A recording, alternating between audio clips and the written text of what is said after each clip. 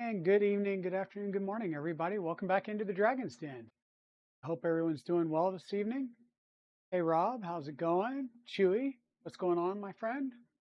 What is going on? Hope everyone's having a good week so far. It's been eventful for me. Uh, we had an issue over the weekend that flared up. That uh, biggest part of that issue was the fact that I was never called over the weekend. So it's kind of hard to react when you weren't called. And then, yeah, my assistant gave his resignation. So I'm like, great. I say assistant, my kind of like my backup gave his notice. So that's fun. It's been a great week so far, and it's Tuesday. Yeah. So I hope everybody's doing good.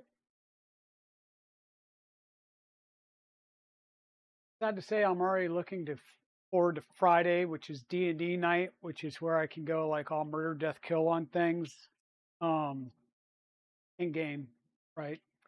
That'll be fun. Um, so yeah, hope, like I said, hope everybody's doing well. So we're having another, I don't know, change. There we go. We'll say it. Change in what we're working. We're going back to 3D printing, of course.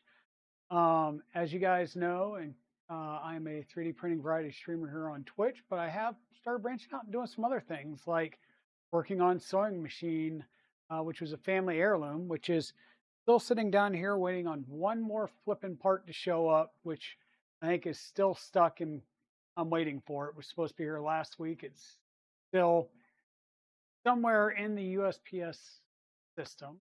Hey, Eagle, welcome in. I did see your pictures. I did see your pictures. Um, but we're moving on. Uh, we've got some 3D printing content going on and in line right now. We've got the TinyMaker that we'll be looking at this evening. Hey, Layers with Lily, how's it going? We'll be looking at that. We kind of opened that up when it arrived the other day. I have been printing quite a bit with the rat rig, though it's been single tool head. Um, like, oh, well, what's going on there? Wakey, wakey, why are you not waking?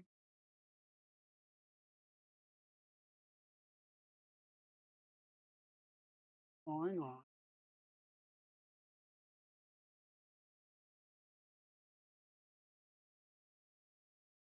Okay, what is going on with this camera?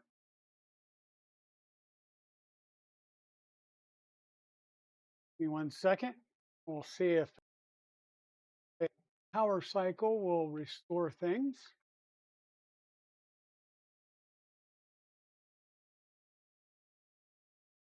Sort of.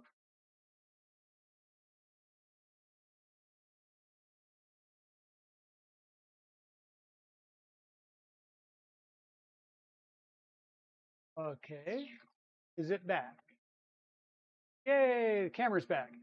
Okay, not sure what was going on with that. It just decided, I don't know if it was doing an update or what. Once I power cycled it, it was running a blue light, but it's back. Are you using the green resin that it comes with? I got no resin with my TinyMaker. Okay. I got no resin with my TinyMaker, and I'll show you what I'm going to be doing and using. But as you can see, I've been printing a bunch over here. Funny enough, I had an issue with the tool head and had to take the extruder off of it and take the filament sensor out of it because I had a little bit of filament that actually got caught in the spring portion for the tangle detection at the top end, and it was preventing me from loading any more filament. So I had to basically take the whole thing apart on the desk and blow it out and knock things out of it, called printer maintenance. But what it is printing right now is some ASA backing plates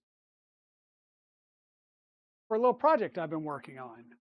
This is the Mod 10 designed by Mandic Really. It is a little 10-inch rack, right? So I've got my switch here. I've got my patch panel. Will come out of the switch to the patch panel. And then this is going to be the back side. So I'll have fans at the bottom, I think, that are going to be pulling air in. Fans at the top that are going to be pushing air out. And on this side, I've got a couple, this is Raspberry Pi racks. They're a little bit floppier than I want because this design is made to have SSDs mounted underneath the Raspberry Pis, and that adds some rigidity to it. So I might print others, but right now I don't even have a Raspberry Pi in here. These are two LibreElect systems, Raspberry Pi alternatives, basically. But yeah, this is kind of a cool little setup that Manic really did. There's quite a few of these out there that are printable in nature. I'll say if you're going to print one of these, do it in at least PETG, because if you do it in PLA, there can be enough heat trapped within it if you don't have good ventilation that you'll probably warp parts overall. But I decided to do this little setup because I've got a whole slew of new networking gear that's coming up here into the office, because I work for Cisco, and I just got my new hybrid worker bundle, which will include a full up desktop video conferencing system and all that stuff. So I need to basically make room and rearrange some stuff up here to make room for all of that networking gear that's coming with it. But other kind of updates right before we get into this. So some of you know that I have acquired a couple of more sewing machines. I was going to pick up one sewing machine because I wanted to have the ability to test out some techniques prior to doing them on the family heirloom. So the family heirloom one may be coming apart more, much more, so that I can clean things a little bit better and go through the adjuster's manual and make sure that everything is perfectly timed. Right now it's working, but that'll be a later thing after I do one of the other machines. You may have seen me post on X, Instagram, and out on the Discord one of the machines that I was given. So I bought the one on Facebook Marketplace, and he said, "Here, if you want this." I soaked it in Evaporust for a good 24 hours, and the black rods on the bottom are now bare metal shiny or shinier, and the needle is completely gone. The needle was so rusted that it completely dissolved out of the machine. So yeah, fun times trying to get that taken apart, but we're going to try and make good on that. That is an 1888 machine that was built. It was called the Improved Family, the precursor to the Model 15. And it was built in the Elizabethport, New Jersey facility.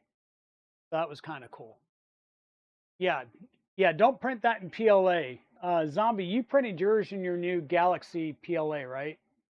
Your Zombie Hedgehog Red, it's a Galaxy Red. I've got 4 rolls of it, by the way. It's downstairs, otherwise I'd be showing it off.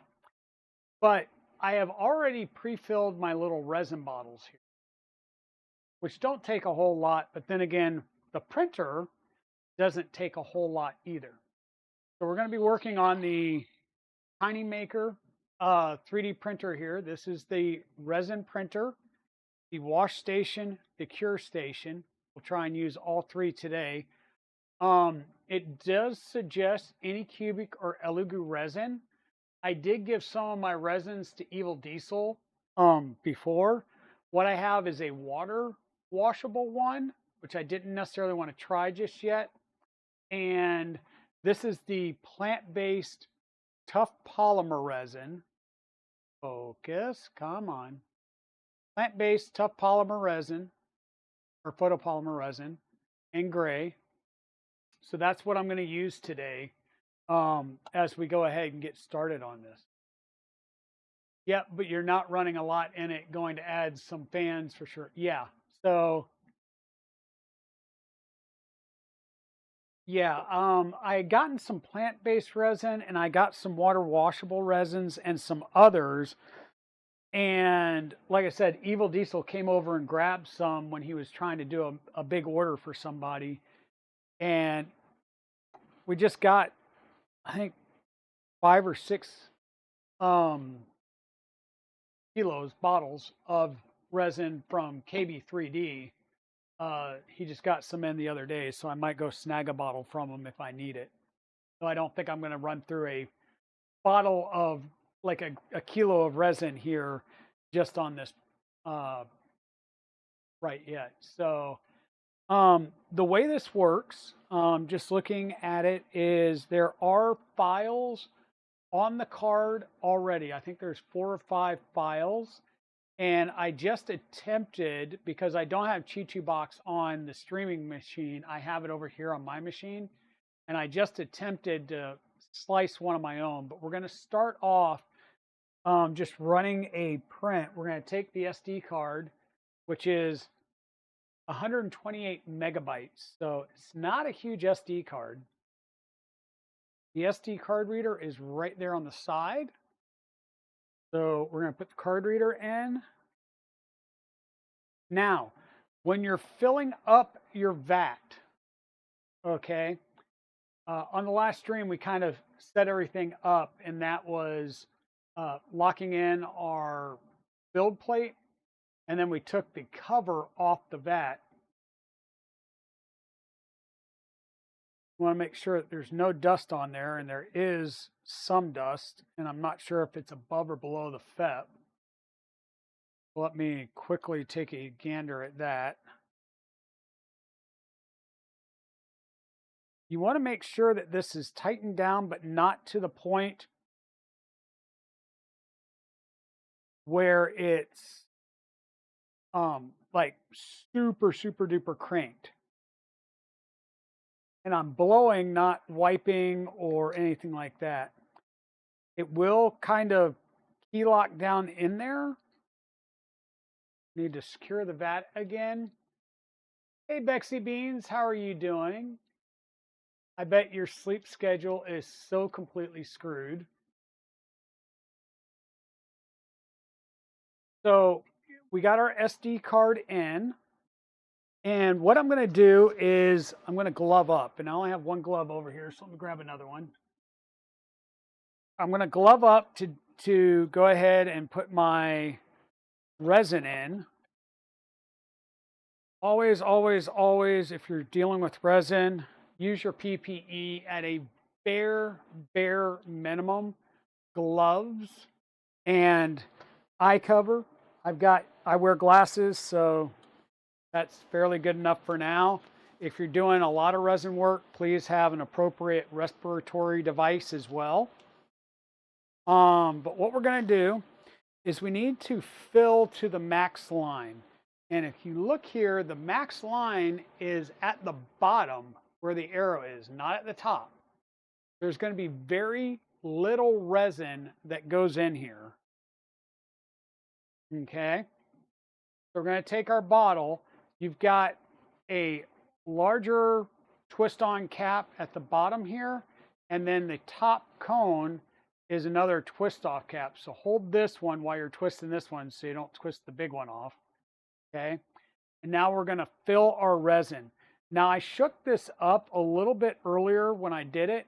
It probably wouldn't be a bad idea to shake this up again. And we'll shake this up, make sure that it's thoroughly mixed. And then you want to let it sit for about a minute just to let any of the bubbles that you just put into it kind of rise up and out.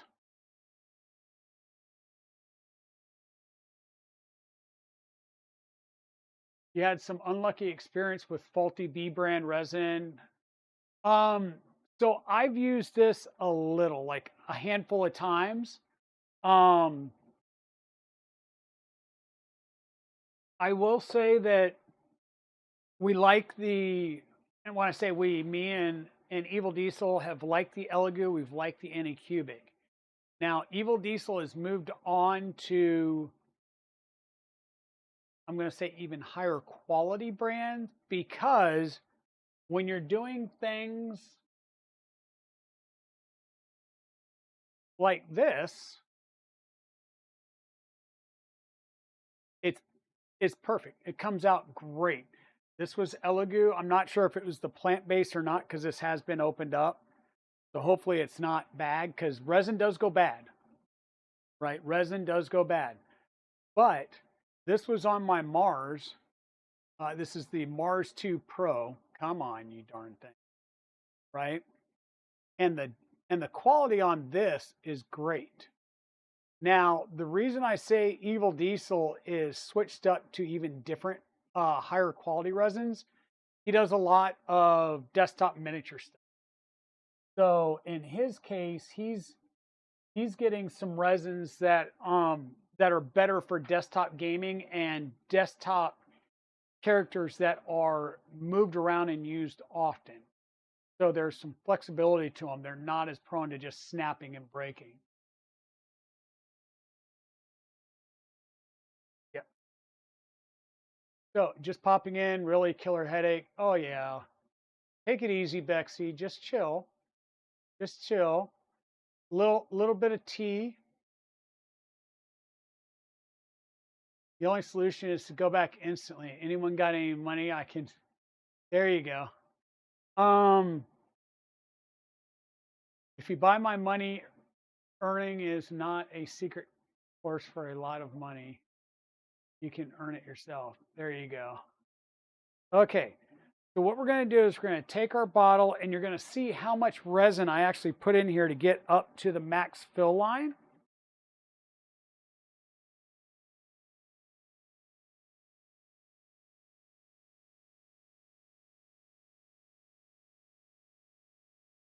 It's going to take a little bit to do the little, hey, push in.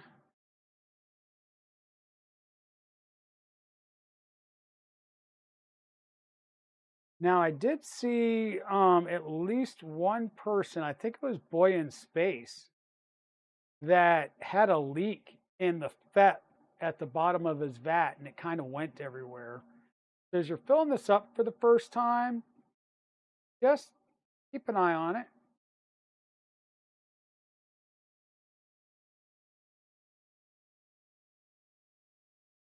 Make sure you're keeping an eye on that fill line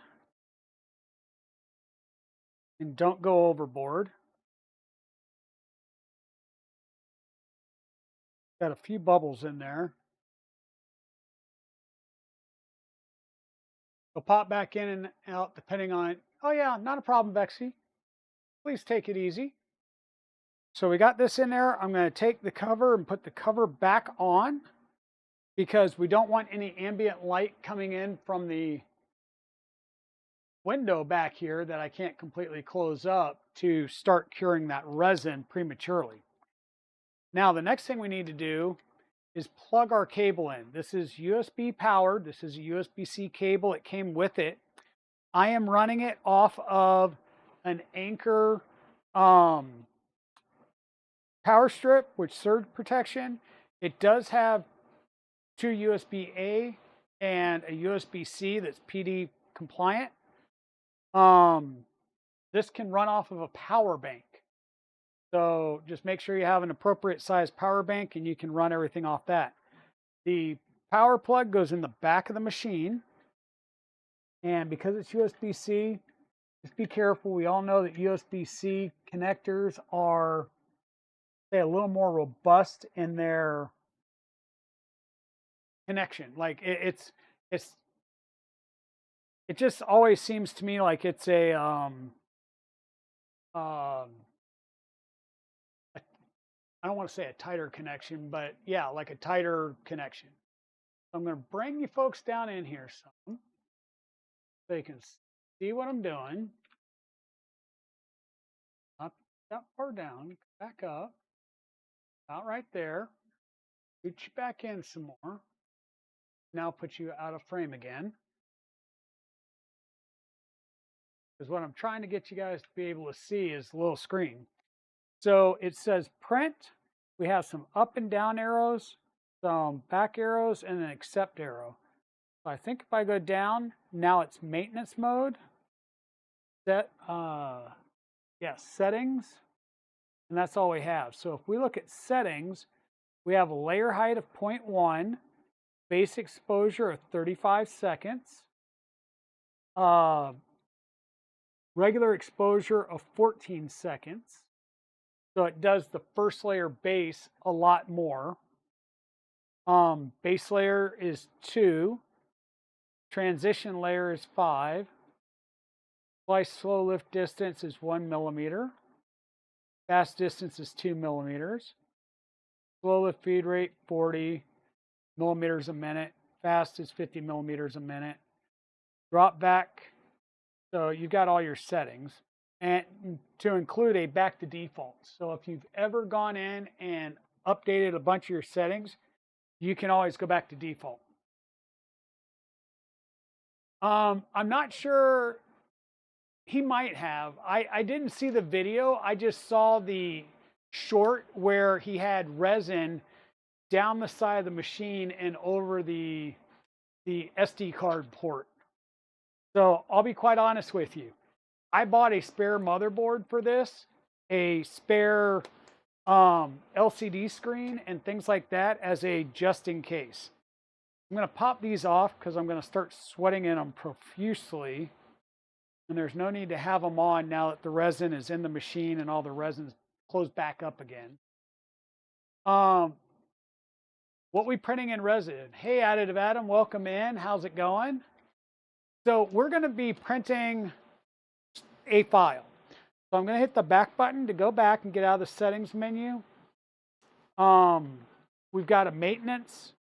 And in maintenance, we have level build plate, move build plate, clean resin vat. Clean resin vat, normally what that does is basically runs an extra long so that it cures anything that's on the resin vat. And what you can do is you can print these little parts, like little squares with a tab on it.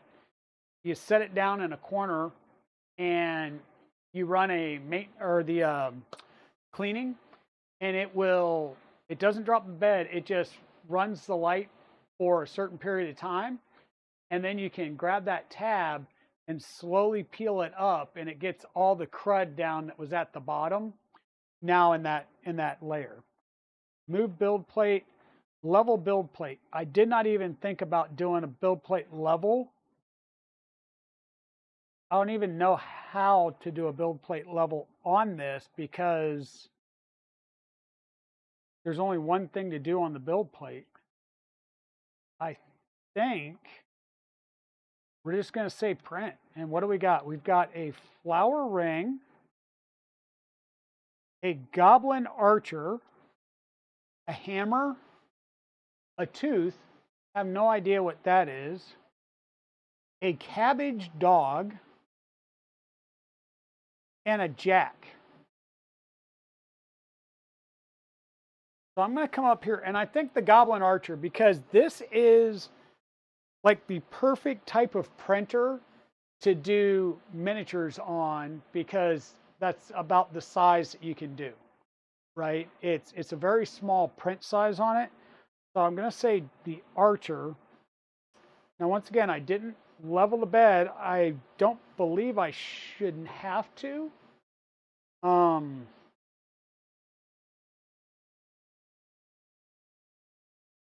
Probably not a good idea. Let's do a level build plate. And I think what I need to do here, and I probably should have done this without resin in there, because when I run this, I think it's going to factory calibrated, re-level only when needed. There you go. Don't worry about it. We're going to go back. Even better. I want to do that goblin archer, and we're going to say go. going to process the files. Now, interestingly enough, on this printer, the way it works is it when you slice, you're slicing it as a zip file. Okay. Sorry. So you're slicing as a zip file.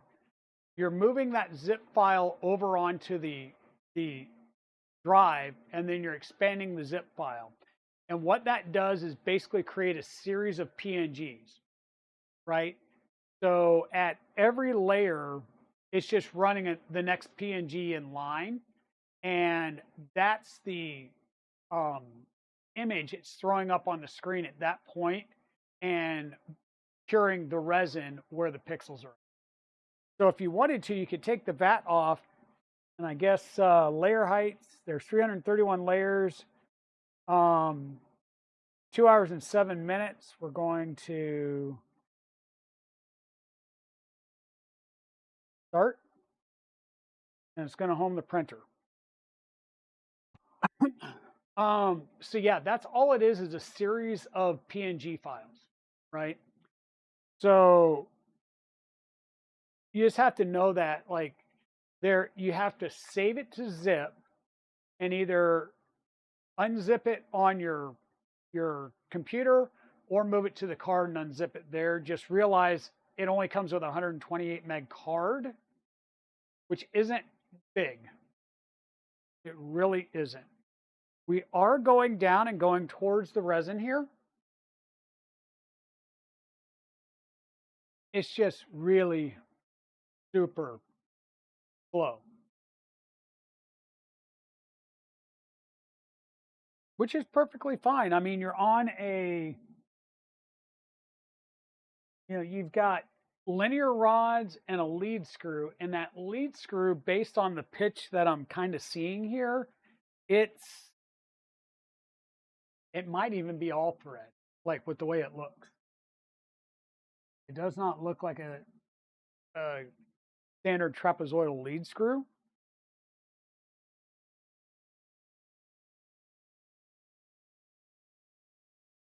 Okay, so we've got a start or a stop and a pause, and I believe it's, yep, doing the first layer. See a light that came on the side over here, so that should be doing the first layer.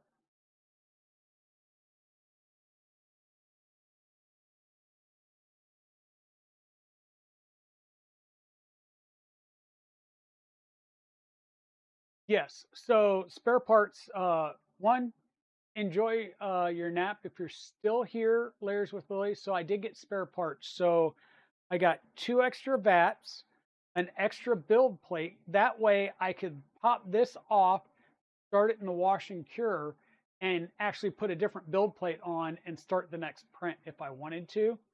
I have different vats. The only difference is the only issue is these vats are translucent. They do have lids for them. What I'd have to do is basically print a dark one that I can put on it that keeps it out of the light. If you wanted to basically create a rack to store different resins in while if you're printing in different resins all the time. But I did that. I got an LCD screen and a motherboard. Now, I don't have all the components on the motherboard. It is a bare motherboard. But if something happens to this motherboard, you can basically look at all the components and repopulate the motherboard fairly easily.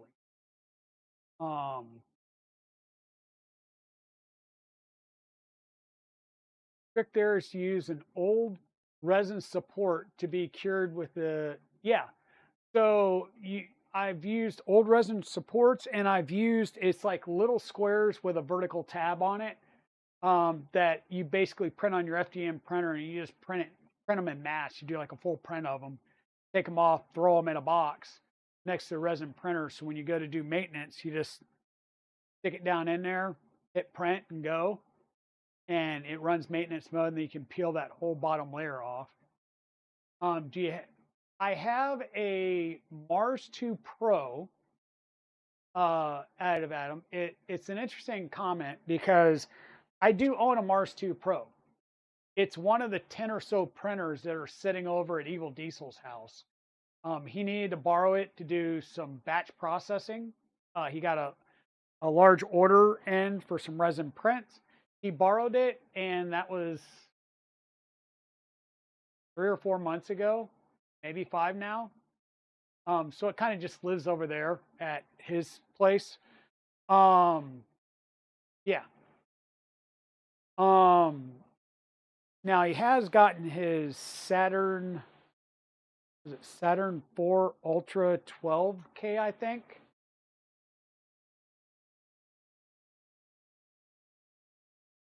Uh-oh. Uh-oh. I hear something.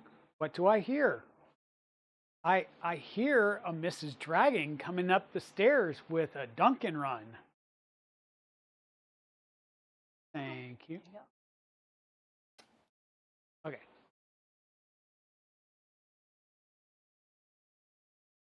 Dunkin'.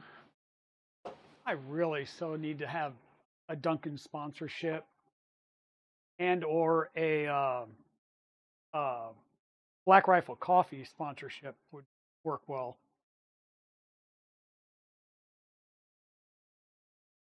Dragon runs on Dunkin'. Exactly, Ian. Oh my God, how's it going, Ian? Long time no see. Are you going to be out at Rocky Mountain? Hope so. I was going to say I was going to sit down. If I sit down, I might pop off the top. You'll be like a reflective head. So let me see about dropping this down a little bit more. There we go. That way you lose that camera. Come on. There we go. So what we've got going on here, this is the TinyMaker. So let me pull out a little bit on the zoom. And I'm just going to hold my hand up next to it.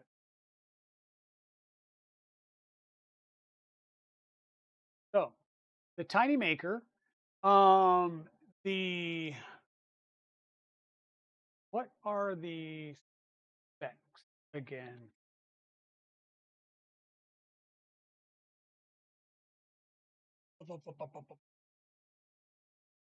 Yes. So we've got the TinyMaker. They say it's still coming soon. Pre-orders now. Do they not have?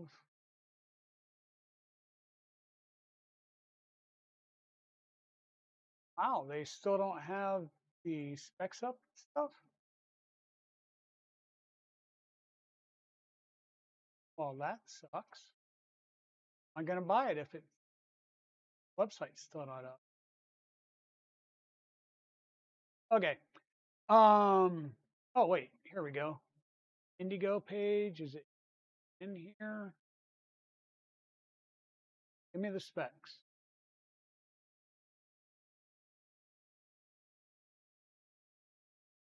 I do like the fact that all the lids and stuff have leak-proof gaskets. Even our washing station has a silicone gasket on it.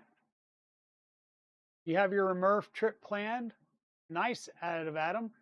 No table. Okay. Yeah, I've already scheduled out a table. I actually need to now schedule out hotels and stuff like that still, which I need to get off my butt and do before it gets even more expensive. The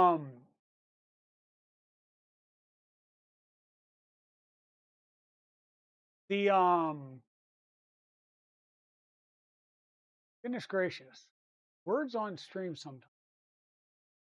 So I have my table. I've got to do the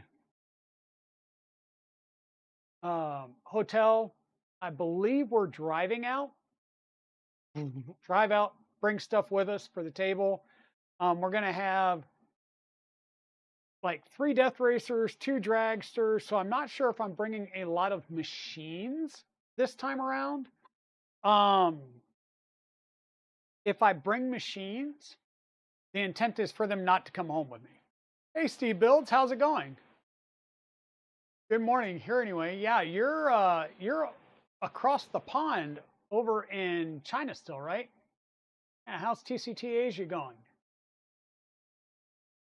I may have an opportunity to um, go up to Rapid TCT in Detroit here next month. However, I've got to figure some things out because my backup just resigned, and his last day will be next Friday.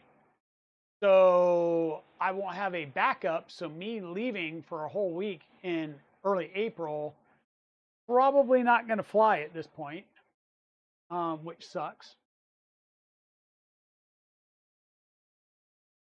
Nice. Yeah, I noticed that you and Nero, was this like a Voron contingent going over there, or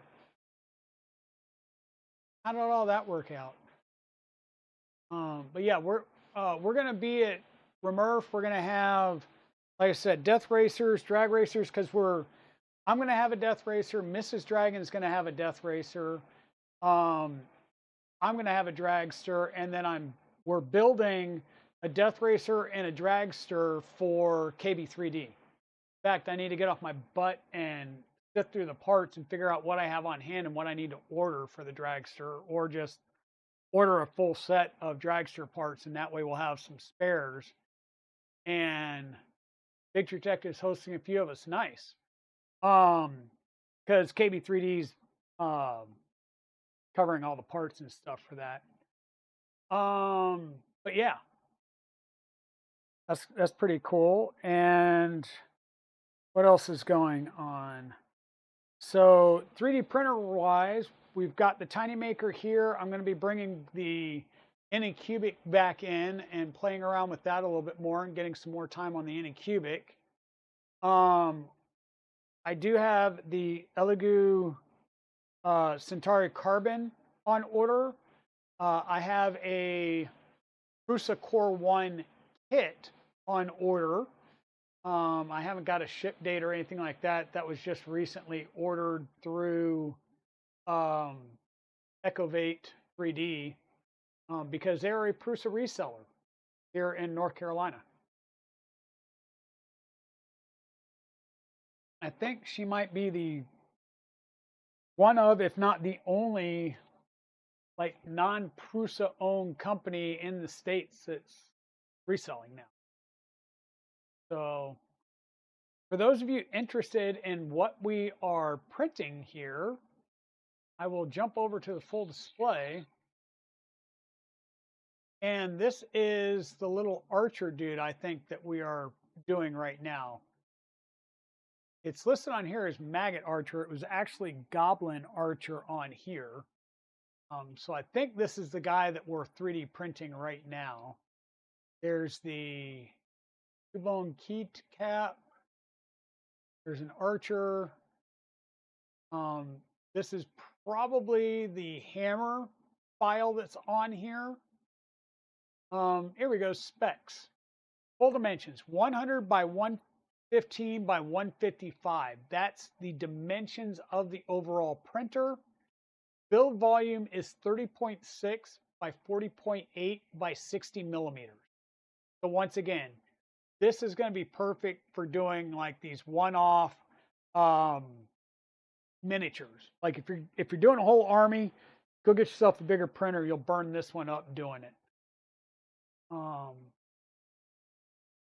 Yeah, definitely looking forward to seeing everybody there. In fact, Record Justin reached out to me and asked me for my logo.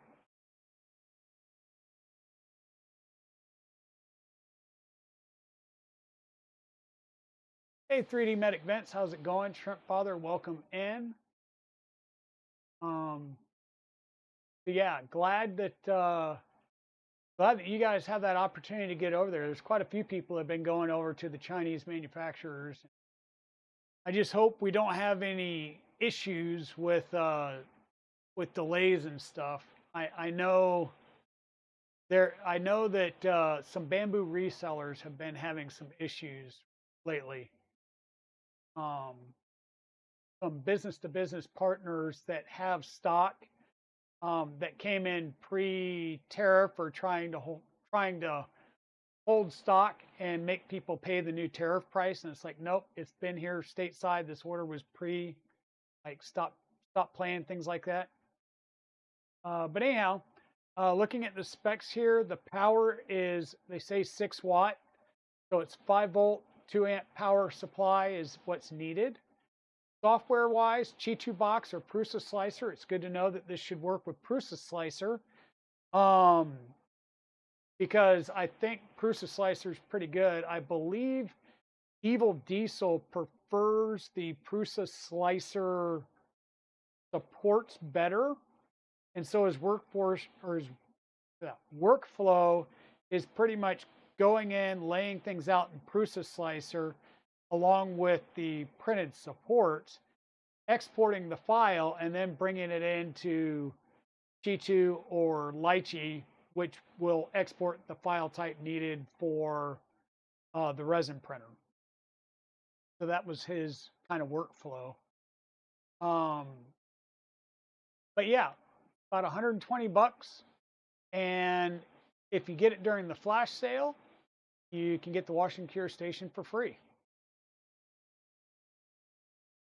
Just go out there, TinyMaker.com, or I believe it was TinyMaker.com, TinyMaker3D.com. And then if you click on the pre-order now on the main page there, it'll take you over to the Indiegogo site. They are shipping these out, and the shipping on this stuff is like, the packaging is so cute. Like a little printed pallet or injection molded pallet, and the box, it just slides off the top, and then boom, there's your printer sitting there. It's just, the packaging is flipping cute. This whole little thing is cute. I do have the carry tray, so you'll be able to set the printer on one side, strap it down, the wash and cure station on the other side, strap it down over the LED portion, because this has a magnet that'll help hold it in place. This does not. This just pops right off. And you've got place for your bottles, your little plastic scraper that we'll have to break open. Break open, cut open, somehow open.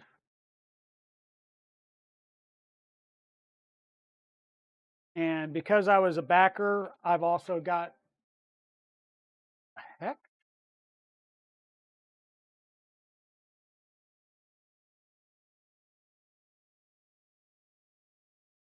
Trying to call me via Discord while I'm streaming.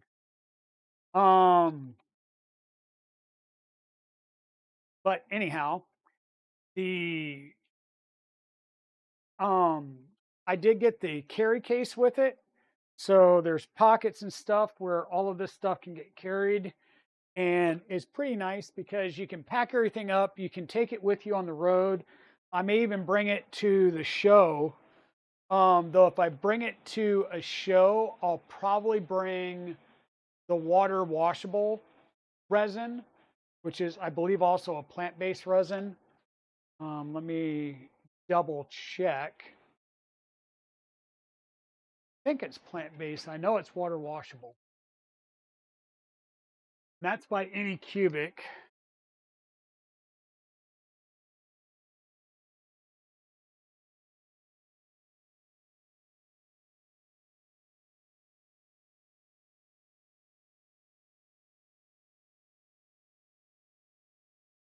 It does not say that it's plant-based, so it's just regular resin, but it's water wash resin. So that way we wouldn't have like a bunch of contaminated isopropyl and stuff. So if I take it, I'll probably take the water washable. But I think this is just something that's pretty cool. It's definitely not fast, right? Like, this little miniature is going to take 2 hours. Now, the nice thing with resin printers, though, is this one you're only going to get one print at a time, basically. it's going to be really, really small if you get 2 prints. With a regular resin printer though, where on our FDM, it's each thing you add onto the plate increases the time.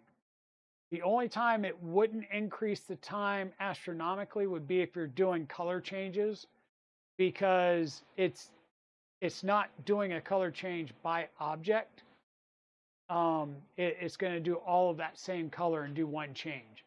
So it's not as bad if you're doing color stuff, but it still adds to the overall time. With resin, it doesn't.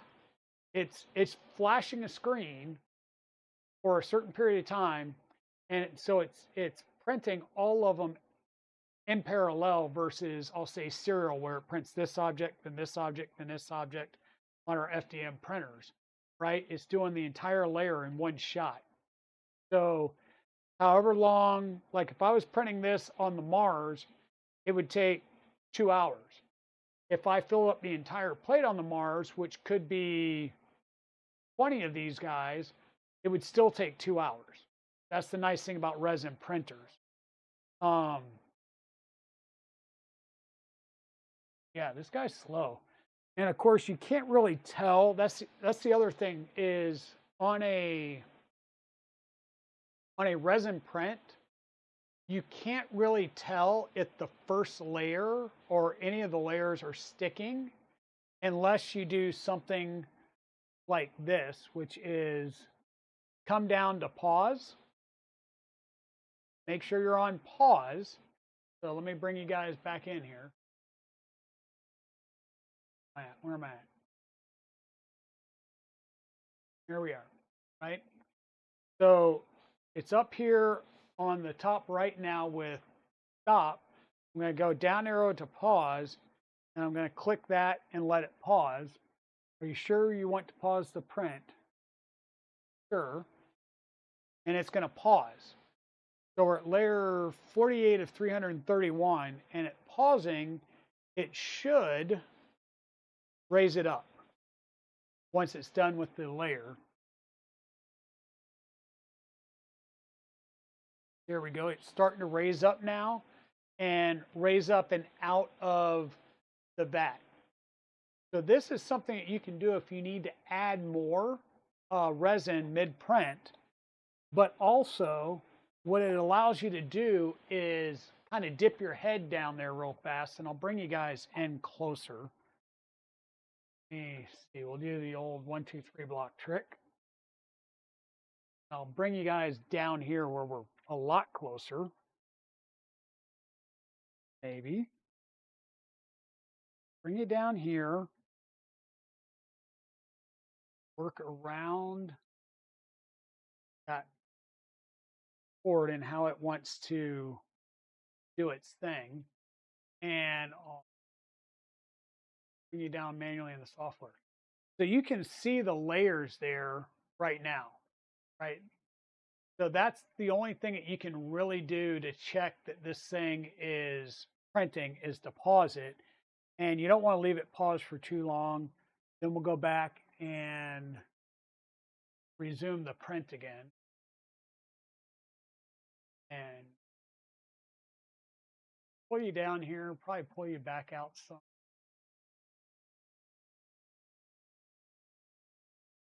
There you go. This is the screen we're looking at here. So once again, we're at 48 of 331. It does look like it is printing fine, that we haven't had any layer issues or no detachments yet, which is probably something you want to do after you get 10, 12 layers. Go ahead and do a pause and make sure that when it comes up that it's sticking to the build platform and you're not having an adhesion issue, because that can be a problem on resin printers. And if a resin print fails and it falls off into the bottom and then your plate comes down, it can actually drive it into the FEP, mar the FEP, or crack the screen. And if it punctures the FEP, then it's going to come out through the bottom under the vat and get everywhere.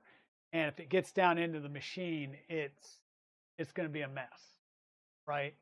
That's one of the downsides of resin print. So just something to be aware of.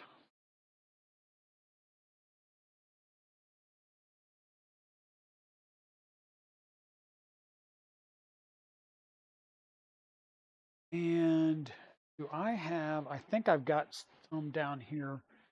I'm going to need some alcohol. And I think I have some down here. Yep.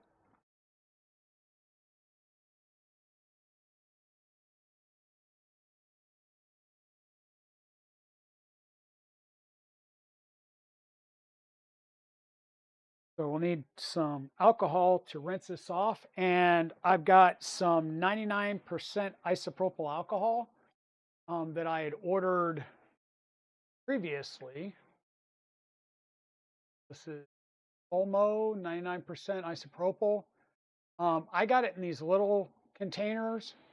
I think Evil Diesel orders that or a similar brand in like gallon or liter jugs. So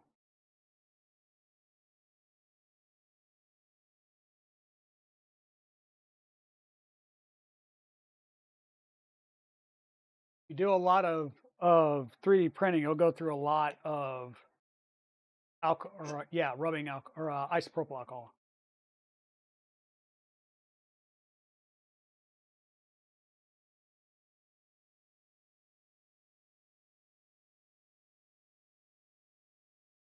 But yeah, the other thing with resin prints is it's sort of like watching paint dry, right? It's not very, until it starts dipping down and you're seeing a lot of a model, it's kind of just like, okay, it's coming up and down, and sometimes it's not even coming out of the resin, and you're like, really, is it printing something?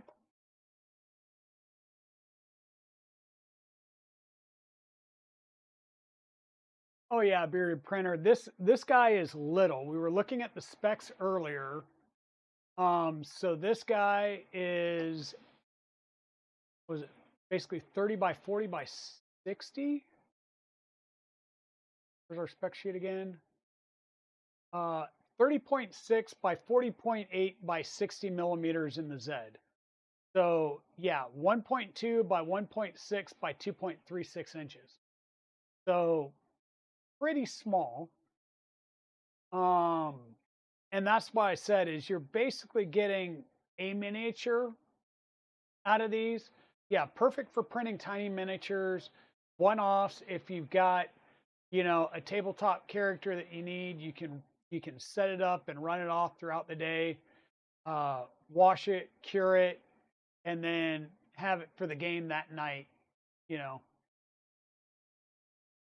Now, these aren't going to be high resolution miniatures either, because once again, this is a 240 by 320 display. I'm not sure what that really calculates out to public math.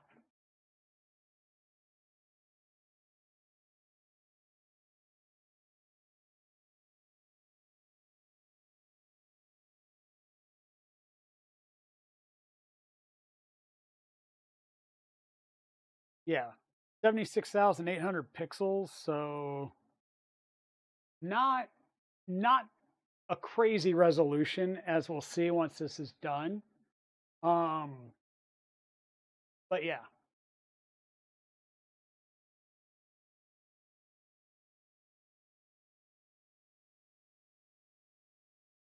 Yeah, pixel count over pixel density. Yeah.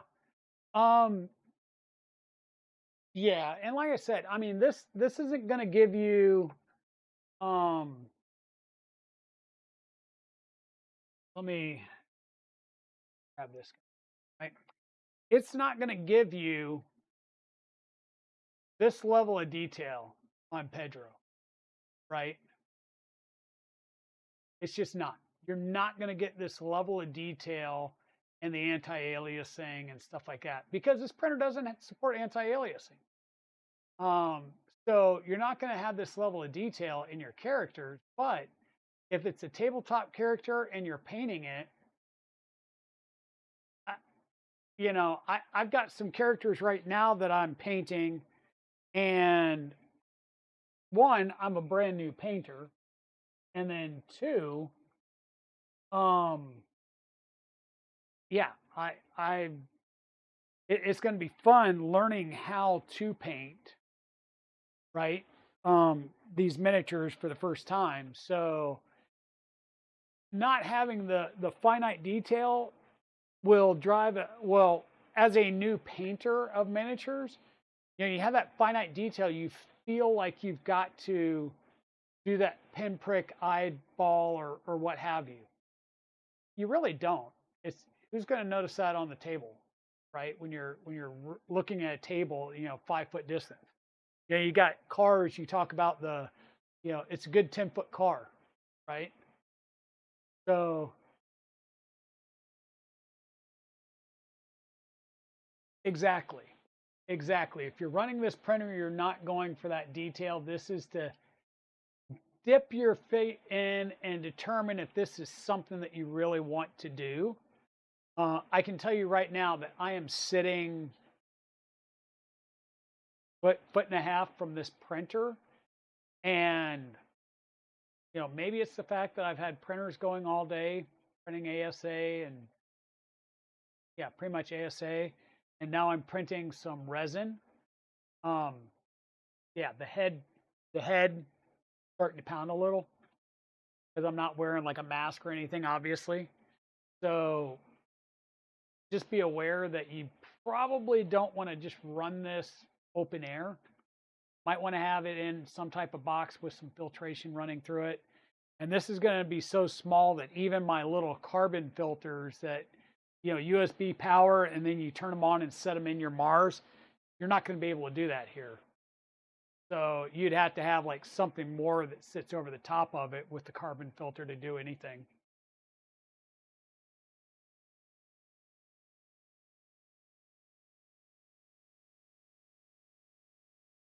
Yeah, there you go, bearded printer.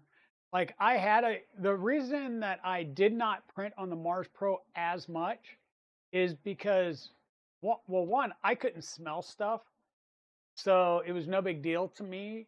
But Mrs. Dragon could, and every time I would consider opening the resin bottles, she'd start yelling at me about the smell.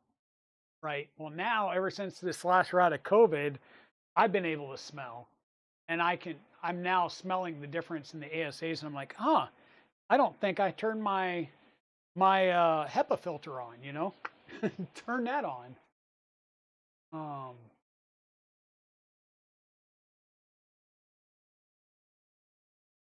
but yeah, and then out in the garage, where I'm not going to do it in this room because it's interior of the house, but out in the garage, I would consider just getting like a blackout curtain, or hell, take a moving blanket, like the black moving blanket from Harbor Freight, and putting it directly over the windows in the garage for now, because that would cover things up and I wouldn't have that direct UV light coming in to affect a resin print, right? We're on layer 74 of 331. I believe it says it's a 2-hour print. And once again, I believe, I'm not 100% sure, okay, but I believe there's a file on here called Hammer, and I believe it's this little guy, right? A dwarf with a hammer. Right now, we're printing the Goblin Archer, which is, I think, this guy, the Maggot Archer, but I'm not 100% sure, right? I think that's this guy. Um, there's like 4 or 5 files on here. One of them may be these Kubon keycaps. I don't know. But yeah, I believe these two are on there. I've seen somebody do a little TinyMaker printer itself that you can print out. I don't know where they got that from or if they created it themselves. But yeah. Hey Pete, how's it going? Welcome in.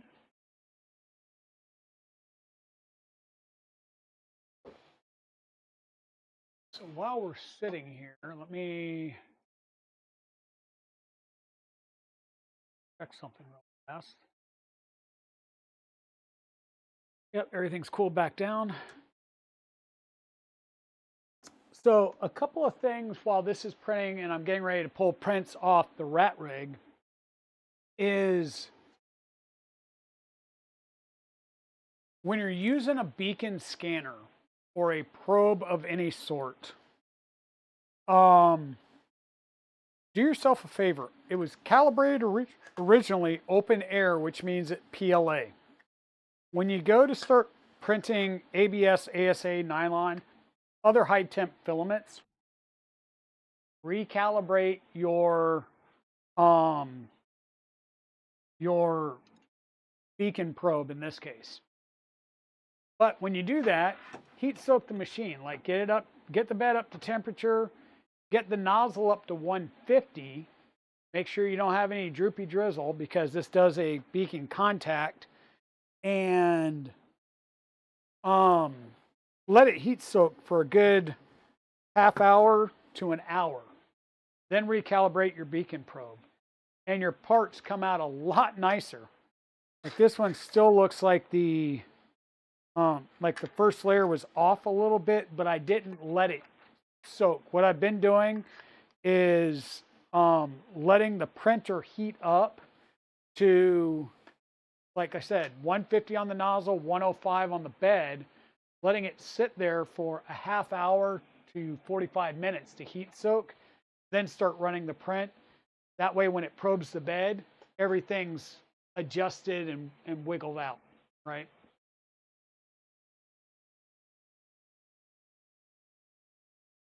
Yeah, so this cover, it says, like there's a warning on the top and it says, this cover can block 98% of UV light, but UV resin is very sensitive.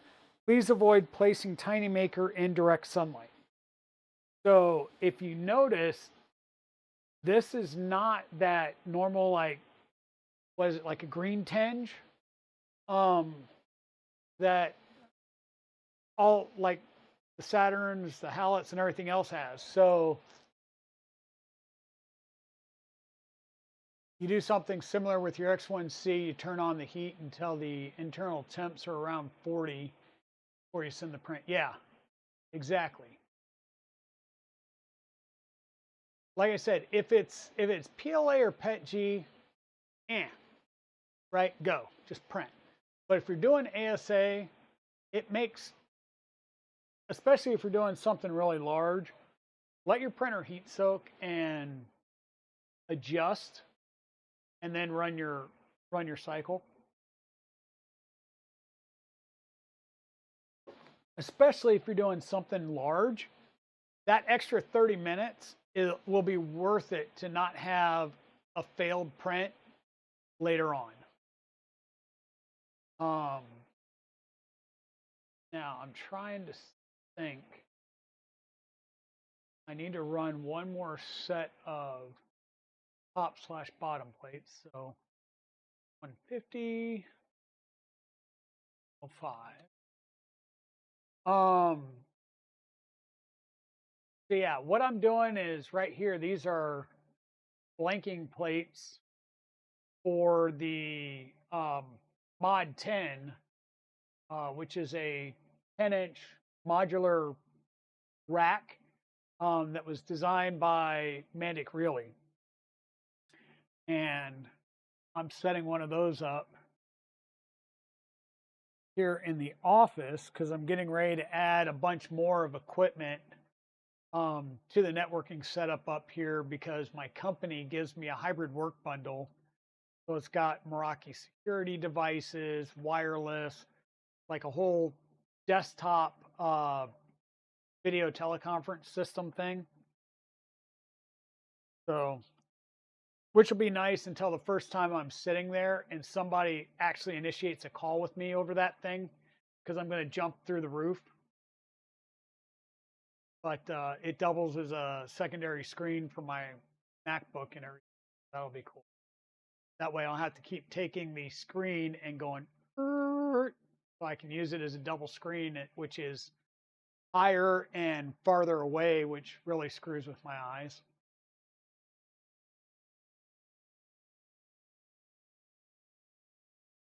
But yeah. So what's everybody else up to? What are you guys doing tonight? Are you guys printing yourself? Um, you watching multiple streams? Uh, what's everybody up to?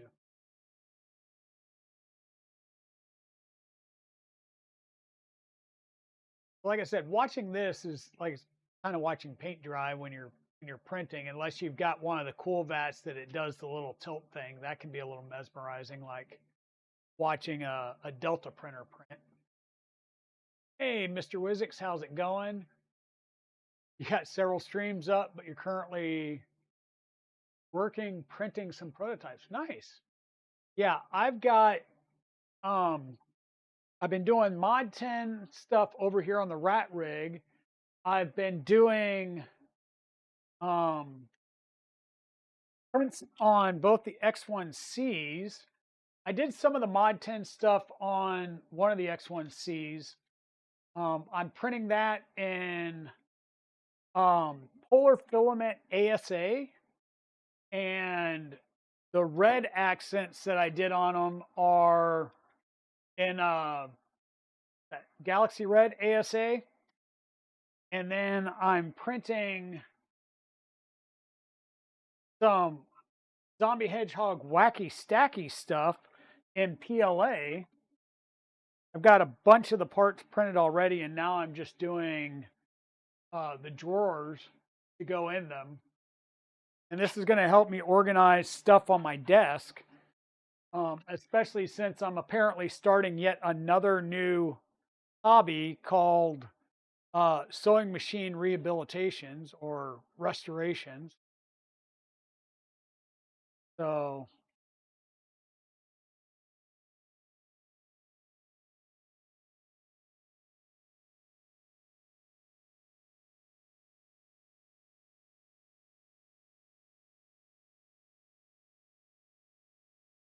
I'm not sure what else I need. But yeah, so I've been kind of running a lot of the printers, and then um the Prusa Mark IV that's sitting down here is doing its thing. We've got our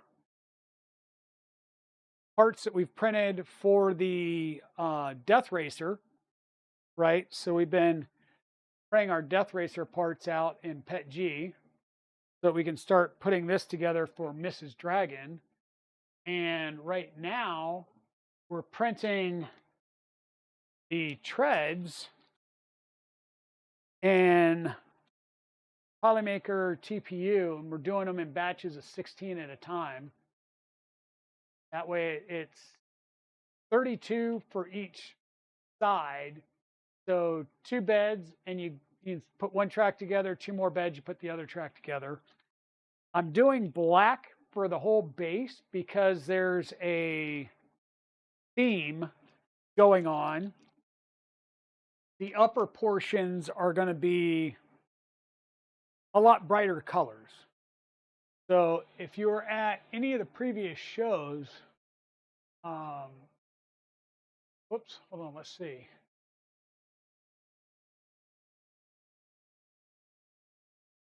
Quite the tiny little guy there.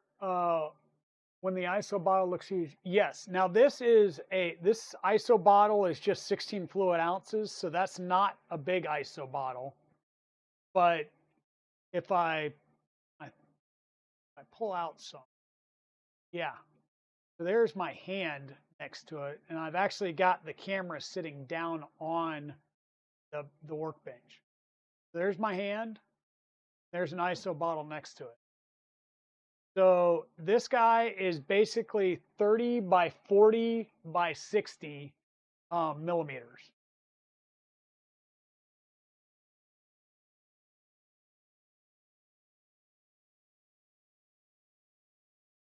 Go back to this. Pull you back in. Whoa. not so much. Probably since I do, there we go.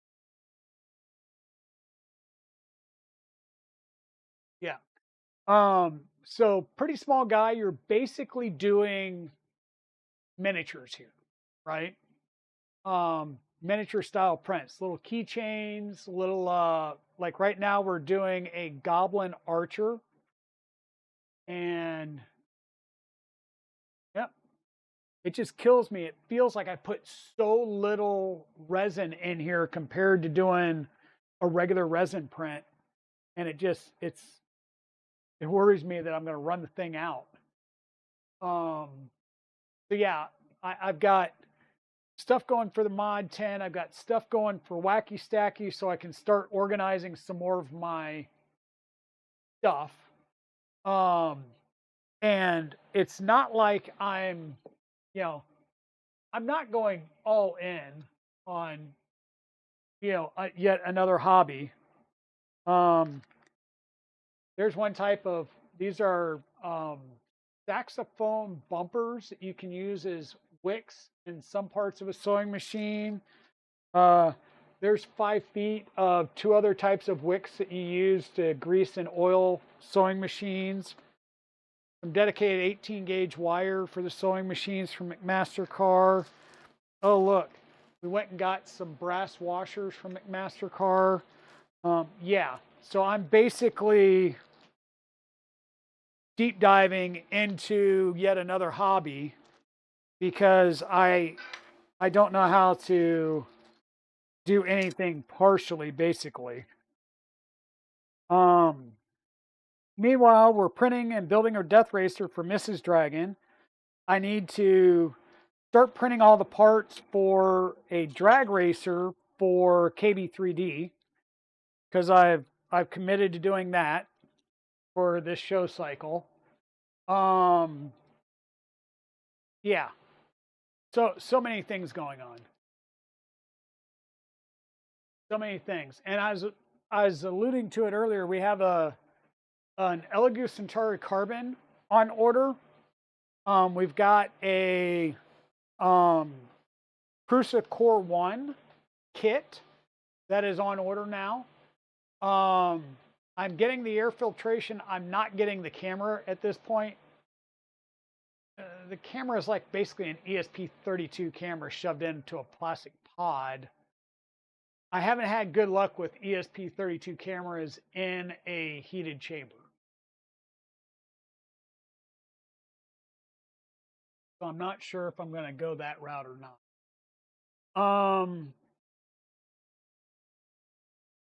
Oh yeah, this is a smaller printer than you think.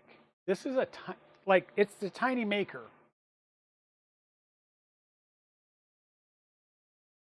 You bought a couple of chamber heaters on AliExpress for your X1Cs. Ties into the mains, so they're easy to install. Just haven't installed them yet. Yeah, you can tie some things into the mains. I get worried with that. I mean, the one X1C we brought home from Colorado, so that's the Groom 1, and that one's, my AMS is making some weird noises, so I got to take that apart and see if I need to do some maintenance on it. Dragoon 2 was purchased at the store opening of the Micro Center here in Charlotte, North Carolina, so that's less than a year old. But both of those, like, they're probably close to being out of warranty. Dragoon 1 has the PTC heater and the bento box install like Ember Prototypes did. So that will allow me to start running things like all the nylons and stuff like that. I've got some PPS CF in recently, and I've got a couple tubes and a few other things that can hit the print temps for that. Right, so that'll be something that I'm starting to get into here soon.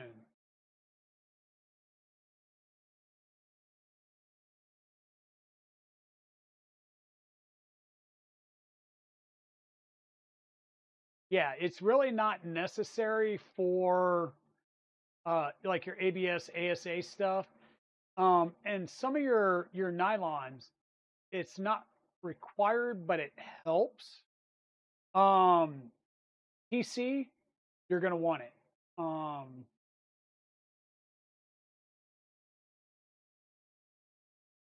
Better to have it, not need it, than need it, not have it. Exactly, exactly. My thing is I didn't want to do anything to the printer that would void the warranty while it was under warranty. Um, but now that I've got two of them, like I don't know, not it's not something I'm that afraid of. But then again, it is something that I bought, not something that I built. Like something that I built, I'm more apt to tinker with because there's not a warranty on it unless you're doing like a Prusa. You build a Prusa, like the Prusa 1 kit has a warranty, and you can order, or not order, but I guess you can buy an extended warranty on it, right? Um, but yeah, it's one of those things that I self-built 3 Mark IIIs that are over at that are now bare frames over at Evil Diesels now. I do not have a Prusa Core 1. I have ordered a Prusa Core 1. I just put that order in and paid for it, so it's getting shipped to Ecovate 3D here in Raleigh, North Carolina. They are a Prusa reseller now, and I'm going to go pick it up when it comes in. They're also the ones that are going to get my they're going to get Kyber Dragon, which is the LDO 2.4 kit. They'll be getting that printer with a box turtle as soon as they're a little more set up. So probably here in another week or so, I'll be taking that over. Really want one of the model files that comes with the Core 1 to print on your XL5 toolhead? Yeah. Yeah. Yeah, I need to do some things on the IDEX, and I need to get some things done on the black box for some upcoming projects that I don't really want to get into just yet. They're not just going to be multicolor. I have a bunch of things that can do multicolor. I've got a couple of things that are going to make use of the multi-material capabilities of having an IDEX and a 5 tool head. Yeah, with a 5 tool head, you can get less waste on a color print, but I think it's really going to shine with doing multi-material versus just multicolor.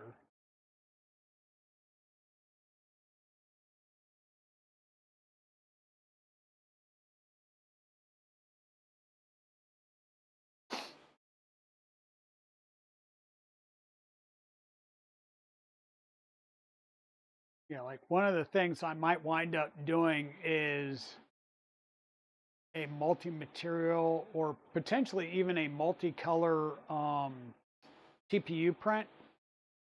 And when I go to do that, what I'm going to do is, if it's just 2 colors, then I'll do it on the Rat Rig IDEX, and I will mount spool holders on the top rail and just go directly into the tool heads, as opposed to, there's no way you're running TPU through like a meter plus of PTFE tube.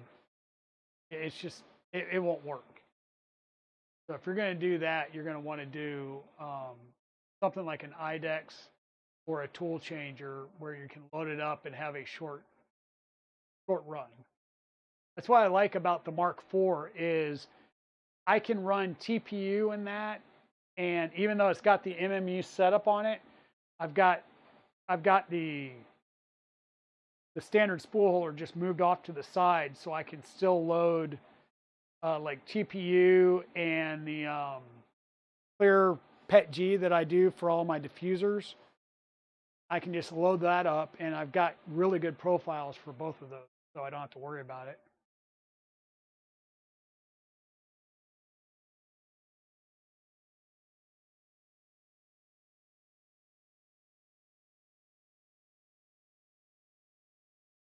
You're going to print the body parts out of TPU in multiple colors. That'll be interesting. Like I'm doing the treads, and I'm going to try and talk Mrs. Dragon into letting me keep all the treads black and do some highlighting colors on the side panels and stuff to make those really pop out. But recently, when me and Evil Diesel went down to Echovate over the weekend, we picked up, I've got green, blue, and orange translucent TPU, and Waters gave me some black PETG CF that he really likes, that he gets from a supplier that he's trying to get brought into Echovate. But you did your treads and flexible PLA. Flexible PLA. Is that like the bamboo TPU for AMS? Because that's, I don't know what shore hardness that is, but that's not any TPU that I'm familiar with. No? Okay. I don't think I've heard of a flexible PLA.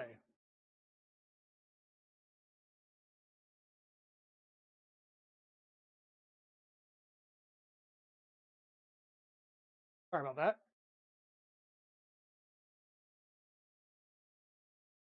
Okay, we're at 133 out of 331, so we're about a third of the way done with our model here. You can see it's cooking. Once again, these are, I think, 0.1 layer heights, and like the Mars would be doing 0.05 layer heights if I remember right. I'm not sure if this can go down to any higher resolution. I don't think it, well, yeah. Layer height is 0.05 or 0.1. I think the default when I was looking at setting it up in a slicer was 0.1. So now that I know it can do 0.05, that will get you a little bit better resolution, because you're just, it's like going from a 0.2 to a 0.16, right? Your less layer height will give you a better curves and stuff like that.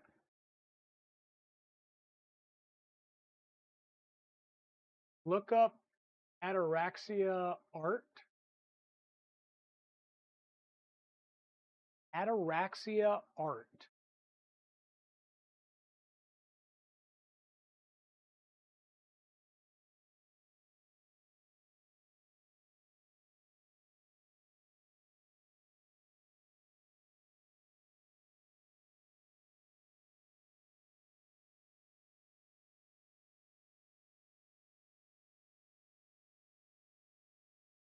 Flexible PLA.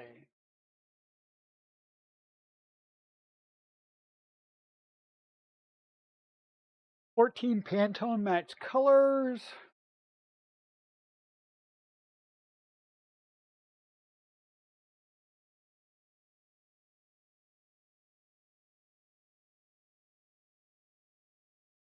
Huh.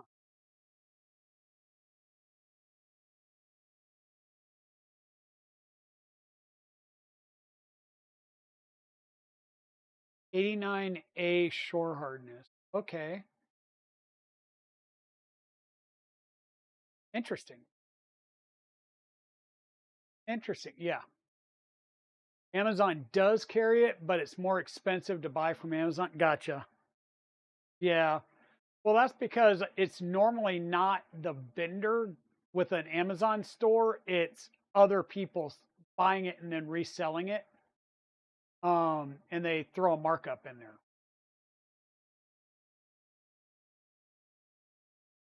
But I'm gonna step back over here. Sorry for the yawn, but yeah, it.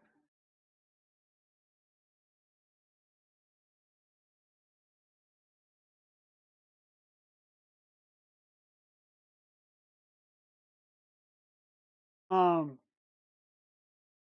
yeah, that'll be interesting. I'll take a look at that. I had never heard of flexible PLA, but I mean it's it's a different like polylytic versus the CPU, which is a polyurethane.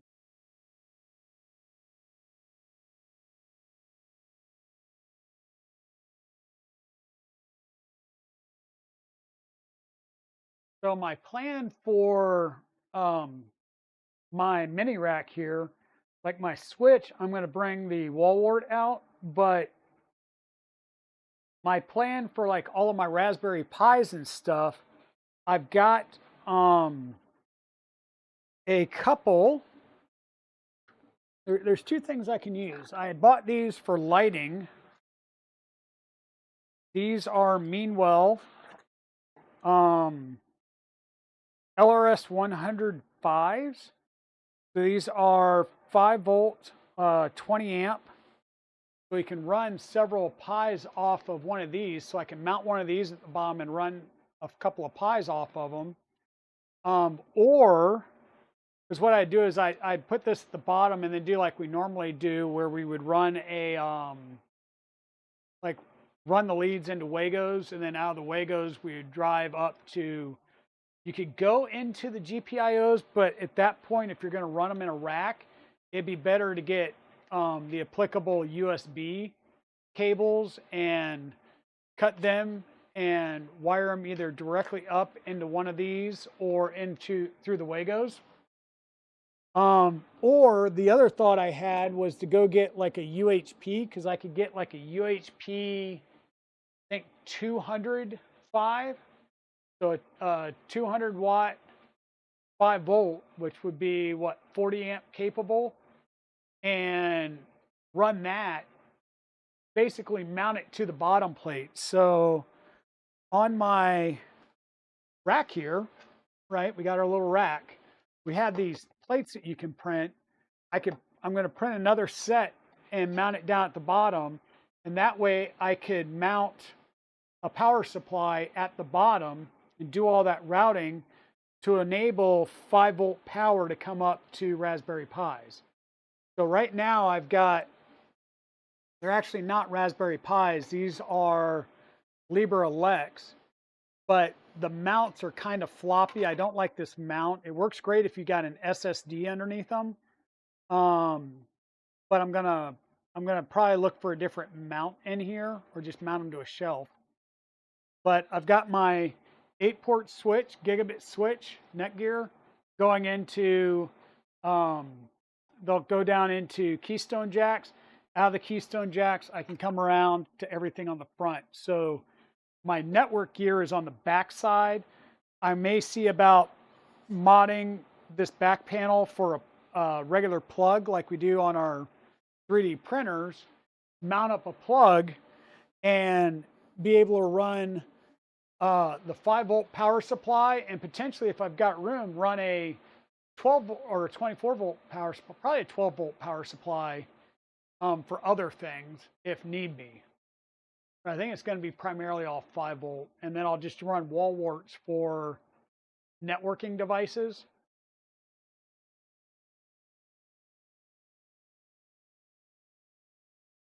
Oh, hey Timor, how's it going? Da Vinci, welcome in. Hey Kegel, how's it going?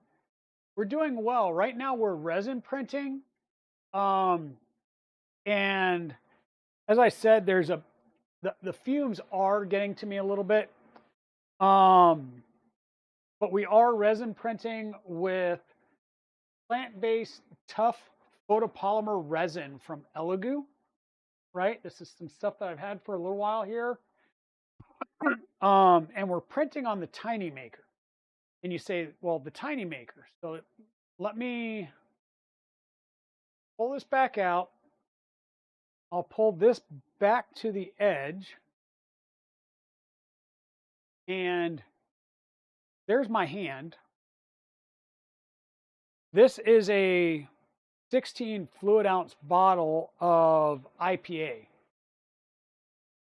Kind of gives you an idea. This printer, the exterior dimensions are 100 millimeters by 115 millimeters by 155 millimeters. So 100 across, 115 deep because of our little slanted piece here, 155 tall. print volume is 30.6, 40.8. Actually, it's 30.6 front to back, 40.8 side to side, and 60 millimeters tall for print volume. So this is basically a miniatures printer, right? And in fact, what we're printing right now is one of the default files on the SD card that it came with, called a Goblin Archer. Okay, it's really slow. It's like watching paint dry, but it's still pretty neat. I've been trying to bring everybody in some so that we can see the screen a little bit and then watch the motion. Might be a little bit too close now.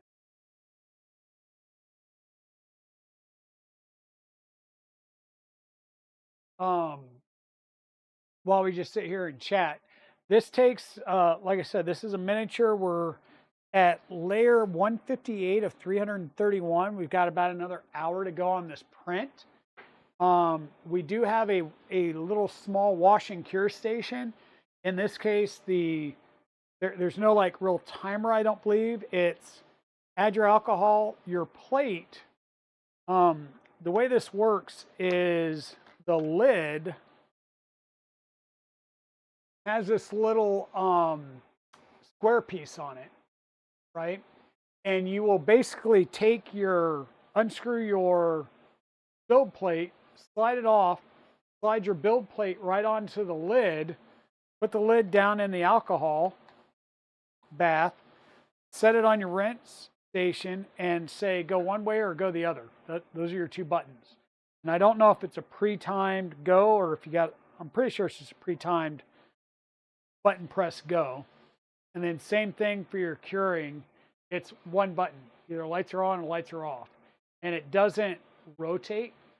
So you'll have to physically rotate the model around to get a full cure all the way around. Yeah, great for rings.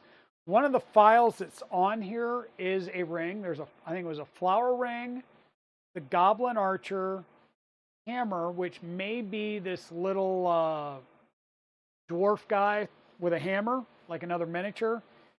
And there was something else, like dog cabbage or something. I have no idea. So we'll have to take a look at that. How's your Cobra S1 combo working for you? It's not. It is sitting downstairs. Nothing wrong with the printer.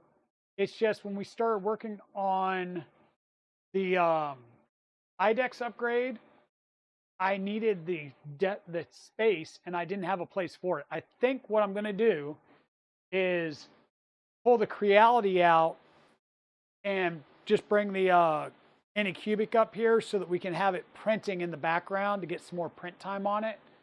The Creality, everything I've thrown at it, it's printed. It's been working fine. It's just, I need space. I may have some, so for those of you that know, I've been building a airplane, an actual, 100 horsepower engine, 2-seat, low wing, all aluminum airplane called the Vans RV-12, my Vans aircraft.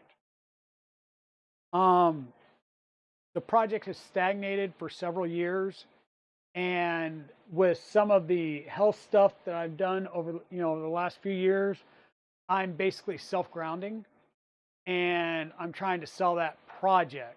So I've got that project up for sale. Once that sells and I can get everything cleaned out of the garage associated with the plane, as well as get the canopy and some large cowling pieces out of the master bedroom for safe, kept there for safety reasons. I think I have been given permission to redo some of the garage and move some stuff out into the garage, which will give me some more room for some of the printers. So that would be nice. I'll have to do some electrical while I have them in the walls. I'll decide whether I'm going to do like rock wool in the walls, or because I've got 2 walls to do. If you do rock, like if I go to do rock wool, I've got to pull down all the drywall. If I foam it, then they just need small access holes to drive foam, which might be the way to go. Very small solar turntable, works well in other UV chambers, spins when lights are on. Oh, that'll be cool. So while we're watching paint dry or resin print, this is the cure chamber, right? Let me pull you back out. Work. There we go. That's the cure chamber. So 3 fingers, maybe 4 fingers tall. That's a pretty tiny cure chamber. I don't know if we'll have a turntable that'll fit on that.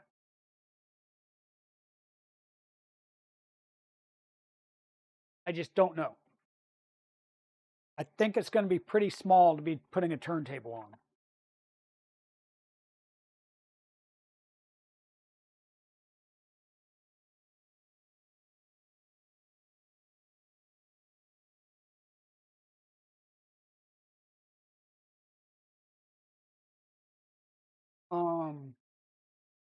But yeah, I want to get the Anycubic back here. We'll have the Centauri Carbon though come in as well. So we'll have to have a place for that. The LH Stinger may go somewhere, or quite honestly, because the Centauri Carbon doesn't have a AMS, CFS, whatever going on it, we might just take the Ender XY out and stick it down there, or stick a printer down there. Maybe put the Creality down there, the Anycubic up here. I don't know. We'll have to figure something out. Basically, we have to move some things around.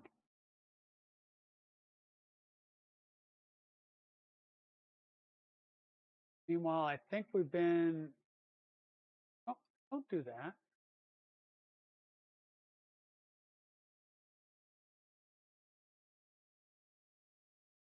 All right, for whatever reason, the actually not for whatever reason, I know why.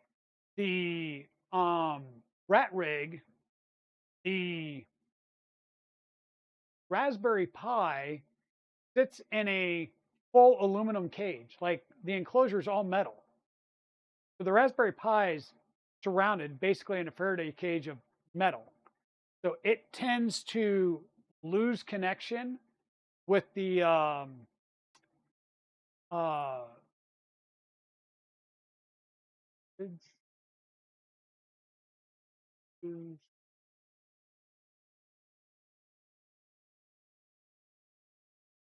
what is that?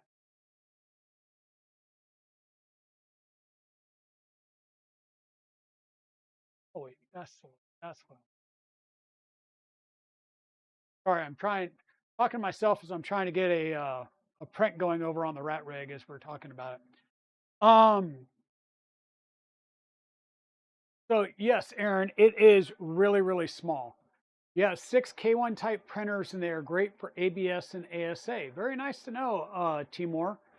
I have not run any ABS or ASA on it. Mine's been doing primarily PLA at this point, and it's doing PLA because I had a 3 kilo spool of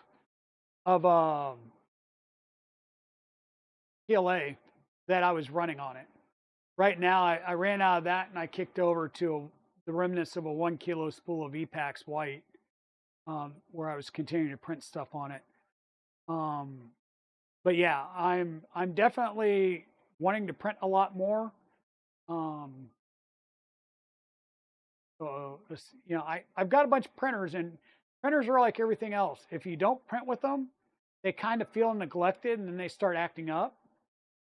So be sure to show love to all of your printers and print with them.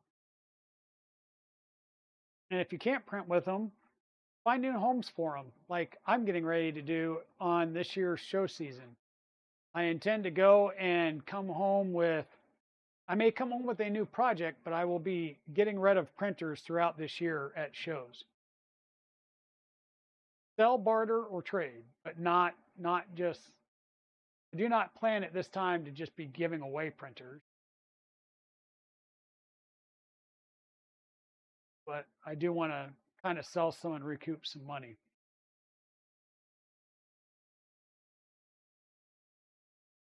To put towards the business note. And yeah, Da Vinci, you could print rings out on this, and then if you're really good, you print rings out on it, you rinse it, cure it, so it's nice and cured, and then you can pull, was it Hendrick, and spray paint them with a conductive primer, and then electroplate them. Boom! Now you've got, you know, metallic electroplated rings, which would be pretty cool. But yeah, Aaron, this is basically 30 by 40 by 60. So 30 millimeters front to back, 40 side to side, and 60 millimeters tall is the build volume here. And this little guy, it's about a 2-hour print. We've got a little under an hour left. We're just now, I think, halfway, a little over halfway. And this is the pre-sliced file, so I'm not sure if it was sliced at a 0.05 layer height or a 0.1 layer height.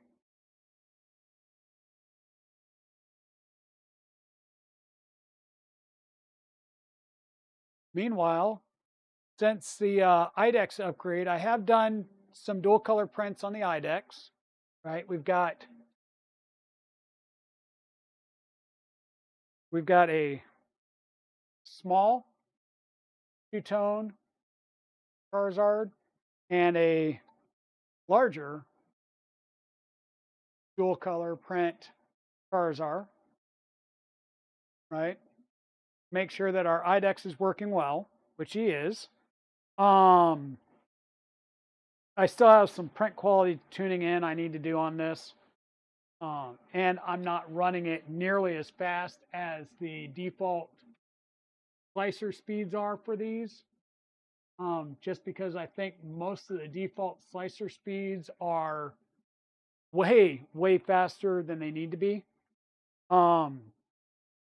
to get good solid prints out. And some of that's going to come with tuning and time. I really need to, the sturdier your base, the sturdier your printers can be. And right now this is on raised rubber feet for the table and then raised rubber feet for the printer. So, and it's a tall kind of printer. So if you run it fast, it will shake big time. So how's it been going, Aaron?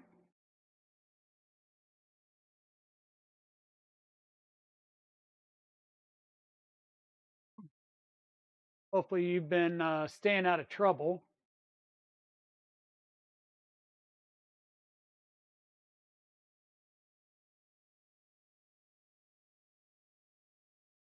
Now that a few more people have showed up, how many people here are going to Rocky Mountain Rep Rap Festival?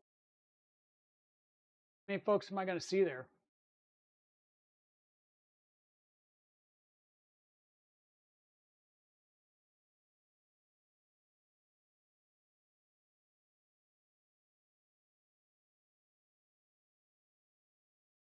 See if it will, see if I can get some of the glare. Darn it.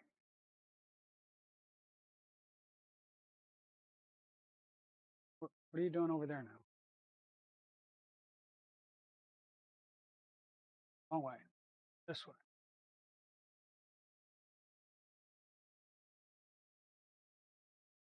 The only problem with a gimbal style camera is you move it and the gimbal kind of does whatever it feels like. So I'm trying to just get rid of some of the glare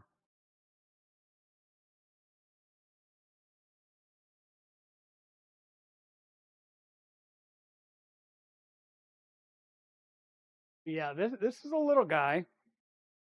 Takes very, very little. Like you could probably, so these are the little bottles that you put your resin in, rather than trying to, like, do not fill this up out of a big resin bottle, right? So you fill these little guys up, and then from the feel of it, this is probably somewhere between half and 2/3 of a bottle to fill this vat up to the max line. And so really you're basically going to do one print and then have to fill it back up if you're going to do another print. And like I said, I do have a secondary build plate. So I could literally pull this one off, put it in the solution, and start the wash and cure, and start running, slap the other build plate on, and start running another print. All I would need is a second USB, USB A to C or C to C cable to be able to power both units at the same time.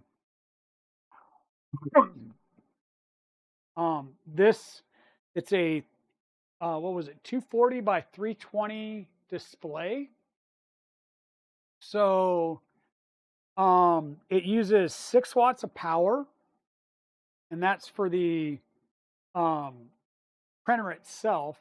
The wash and cure station would be, separate power, probably about the same thing. You're either going to be running your wash station, which is a RF 300C mini DC motor running at 3,000 RPMs, or your little LED curing station.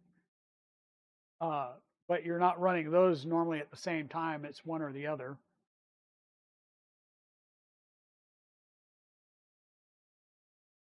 And right now we're running Elegoo plant-based tough photopolymer resin in gray.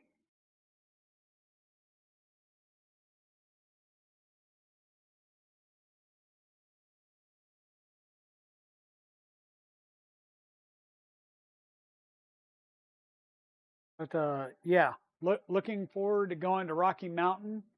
I need to still book the hotel. We're going to drive out. I think it's take us pretty much the whole week to drive out and do the show, drive back. Do that type of drive thing. I have an opportunity to possibly join Ecovate out at Rapid TCT in Detroit. However, that's what, the 8th, 9th, and 10th. And my backup at work just put his resignation in this week. So where I would be able to leave and he would be able to back me up in all the major meetings, that's not an option anymore.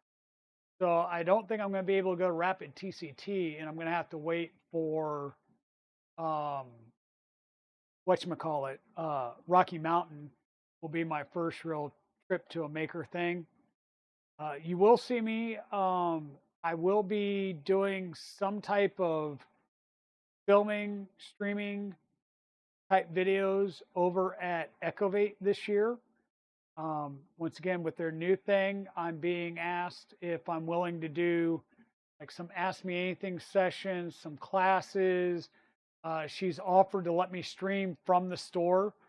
So we may do some type of, if you're in the local area, we may be doing like a printer hack day or something like that, where it's, hey, bring your printers in. They'll have a couple of big like rolling cart style tables, like 8-foot tables, and we can all just throw our printers up there and basically maker chat hangout while we're doing mods or repairs and stuff to printers.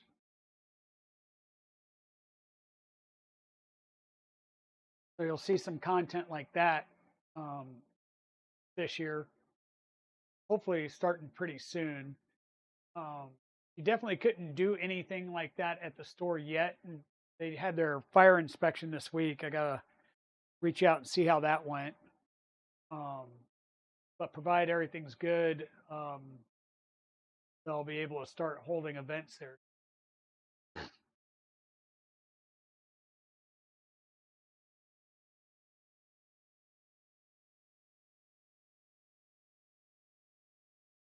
Yeah. This is sort of like watching grass grow, paint dry type of thing, where if you're not paying attention, or if you're sitting here watching, it moves so slowly that you almost miss the movement speed in the build. But we're building pretty good. And once again, with the resin printer, you'll have to get like probably 20 or 30 layers in, and then pause the print and let it raise up to check and make sure that it's sticking to the build plate. You're not having any issues. Then go ahead and complete, keep working through the print. But if you try and check like first layer, you're not going to see first layer. You're not going to really be able to tell unless you stop, get in there with a light and start looking, and just get several layers, and then you'll be able to let it pause, come up, look down, and be like, hey, it's sticking, great, and get it going again. Because especially if it's running 0.05 layer heights, you know, you're not going to see that, like watching a first layer go down on a print here. And that's why, like with the positron, right? I know a lot of people are switching over to the PEI beds, which I get that's great, but there's no real way of watching the first layer go down, and that just scares me of whether or not I'm driving, if I have bad layer adhesion or if I'm driving into the PEI bed. I know they were working on probes and stuff like that, which will help. Um, so we'll see. It needs to get a little bit better before I personally go there. And I have nothing wrong with glass. I've had a couple of glass bed printers that have worked great. In fact, I think I have one out in the car. I forgot completely about that. I've got a Ecovate gave me a heck of a deal on a Reality CR10 V3. So that's 300 by 300 by 400. So we'll bring that in here and slap that together as well. Get another printer up and running. So we have lots of options for 3D printing content. And hell, the thing I just thought of is I wonder if I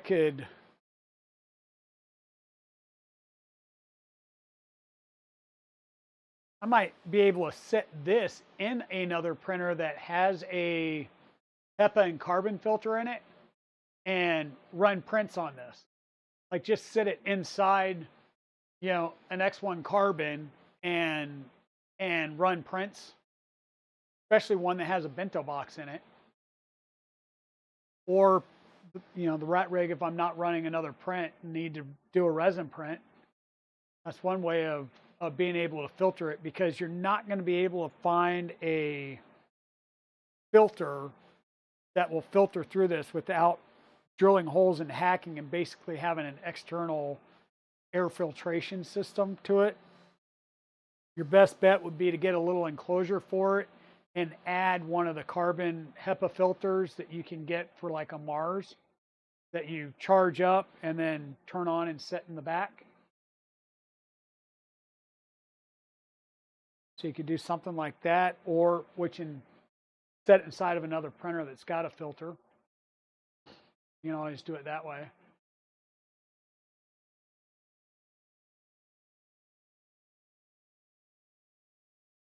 Yeah, this little guy's got about another 43 minutes to go. I'm not sure if we're going to be streaming that particular long. One thing that I need to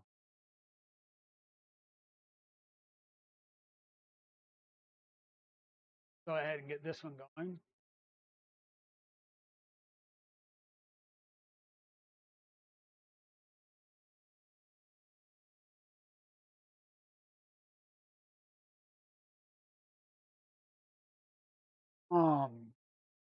Yeah, so I'll have kind of great. I've got 2 X1 carbons. The Mark IV is running TPU treads for the Death Racer. The X1 carbons are printing bends for the Wacky Stacky from Zombie Hedgehog's Wacky Stacky. And we've got the Rat Rig printing ASA parts and polar filament ASA gray for the Mendic Really Mod 10 little home rack. So there's my little Mod 10. It's, like I said, ASA gray with some TinyMaker Galaxy Red ASA highlights. This is going to be the back side with the network switch and our patch panel. We'll have some fans down here that are going to be blowing or probably pulling air through the vent in the front, and I'm going to have the 5-volt power supply at the bottom that I'll power my Raspberry Pis from. And the front side will have access to the Raspberry Pis, and I don't know what else I'm going to put in here besides the Raspberry Pis. Sorry. I've seen people put micro ITX systems in there, and I've got 2 of those sitting over here that have just been sitting in the corner for a while. I've seen people mount Mac Minis in them. There's Mac Mini mounts for the 10-inch racks. All kinds of stuff that you can put into it. I've also got a couple of Cisco devices that they sent me for my hybrid work setup that I'm debating whether I'm going to put in there or just stack on top, or how I'm going to run it.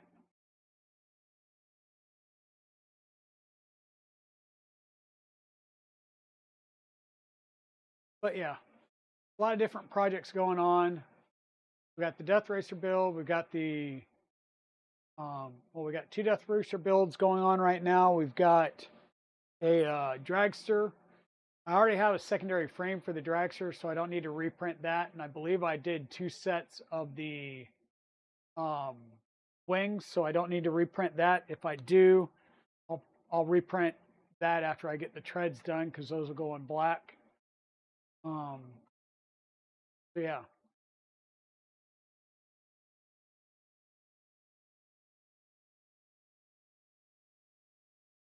So any other big projects anybody's working on?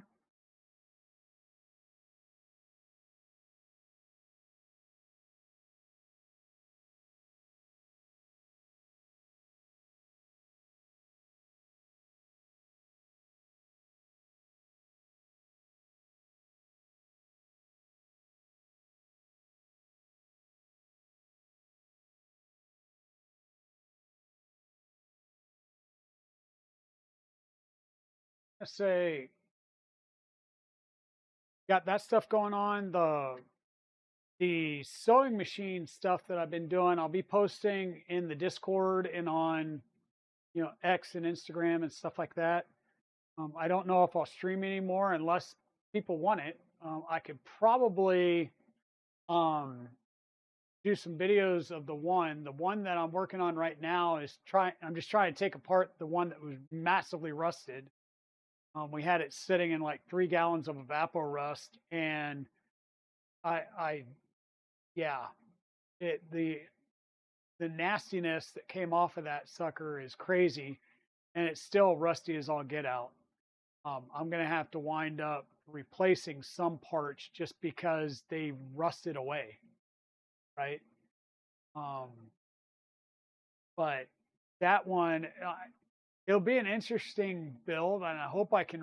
I am hoping that I can save it and revitalize it, because looking at the serial number, it's an 1888 Singer improved family model that was produced in the Elizabethport, New Jersey plant.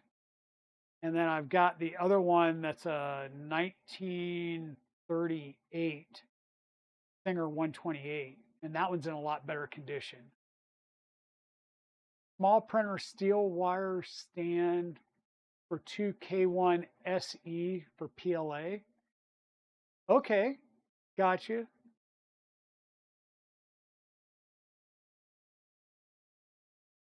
So is that similar to like the little roll around carts for a kitchen or a little bit larger?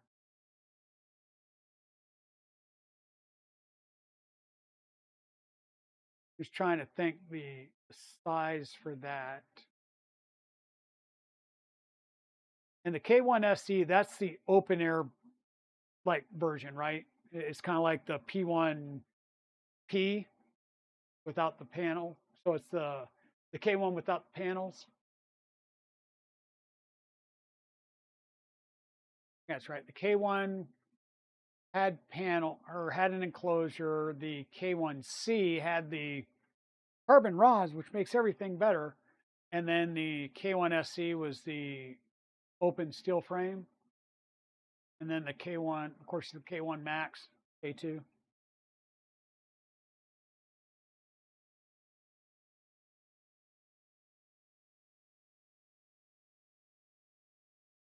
Oh my God, you got one? You're so jealous. Hey, Createx Brit. Yes. Welcome on in. Yes, I got mine finally. The packaging for this thing is so incredibly cute. Like I don't want to throw this away. It's a little pallet. It had the cargoes, the packing straps on it and everything. It's got the, 2-person lift. Don't single lift this. Don't put it on your back type thing. The packaging is so incredibly cute for this guy. And it screams to have like little googly eyes on it.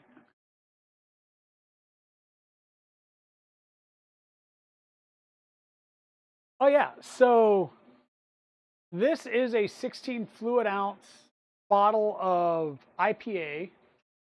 A typical 1 kilogram resin bottle is literally taller and is about the same round dimension as the printer. So I'm going to move the camera real fast. So sorry about that. Yeah. So there's the one kilo bottle of resin, right?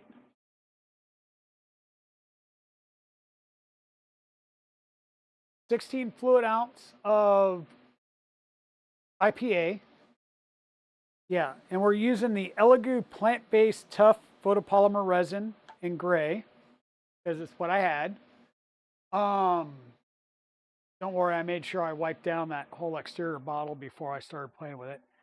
These are the little resin bottles. So you put your resin in here, and then that way you can fill up your resin vat, because trying to fill this resin vat with a big bottle, please don't do that. That's just screaming to spill resin everywhere, right? And then you see this bottle here. This is a 32 fluid ounce, like quart bottle of sewing machine oil, because once again, I'm apparently starting to do sewing machine cleanups and rehabs. Now I've got 3 of them. So where did I get this from? This is the TinyMaker. I was in the Kickstarter program for this. So now if you go to the website, I will go to the Indiegogo website here or post that.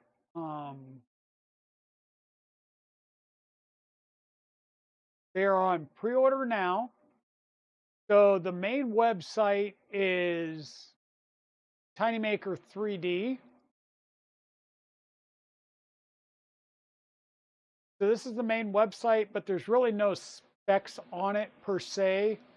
You have to click the pre-order now button right in the center, and it'll take you to that Indiegogo page, and that's where you can purchase them.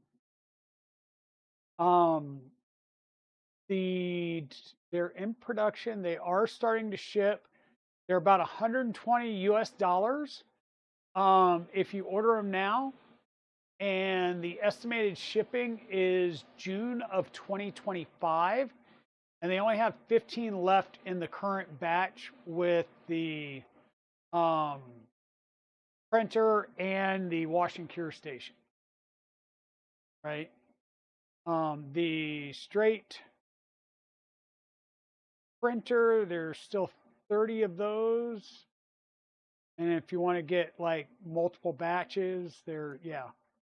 But it's through Indiegogo right now where you can still purchase them while they're setting up for full production runs. But they're shipping these things out by the pallet, just to give you an idea. But yeah, it's a great little printer. You can run it off of a USB power brick because it only uses 6 watts of power. The build volume, once again, is 30 millimeters by 40. So 30 millimeters in the Y, 30.6 technically, but 30 millimeters in the Y, 40 millimeters in the X, and then 60 millimeters in height. So yeah, pretty much perfect for doing desktop miniatures.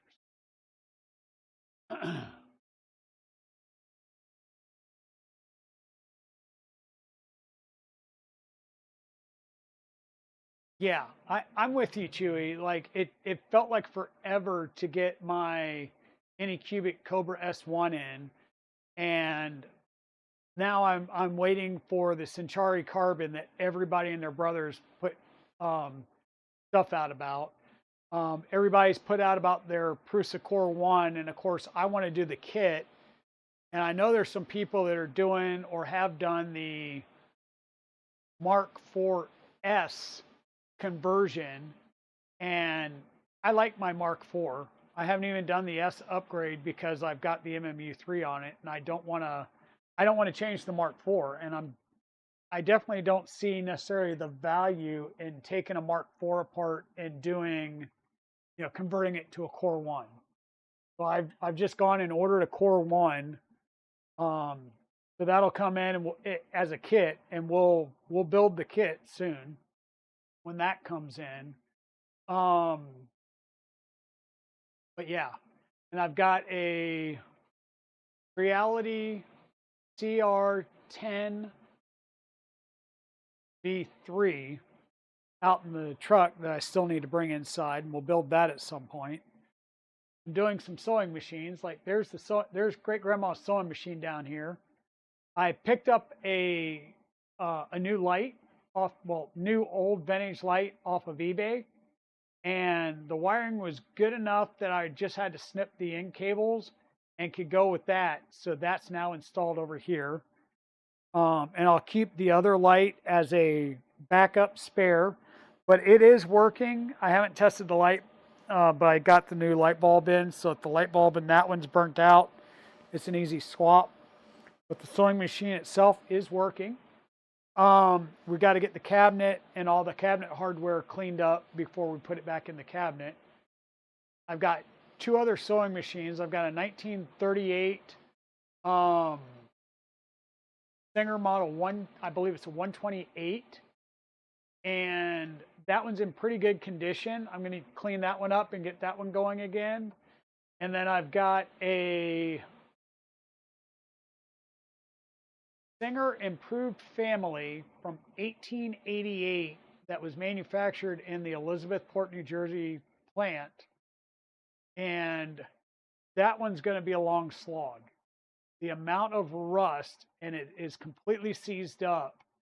I left the whole bottom portion and bottom deck in evaporust for over a day. And I'm finally to the point where I can see all the screws and set screws to take the whole bottom half apart. But yeah, that one's going to be a long slog mess. It's going to be a full tear down. Like the base is pitted, so I'm going to have to, add some epoxy filler to smooth the base out, and it's going to be a full bare metal restore, basically.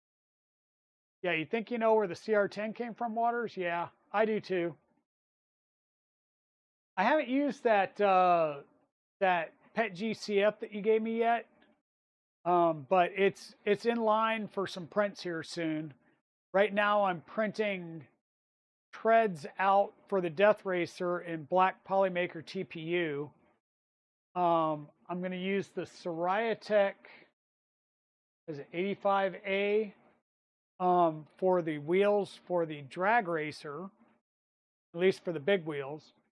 And then I've got the TPU, that was like eSun translucent TPU in blue, green, and orange that I'm going to use for something. I haven't decided what yet.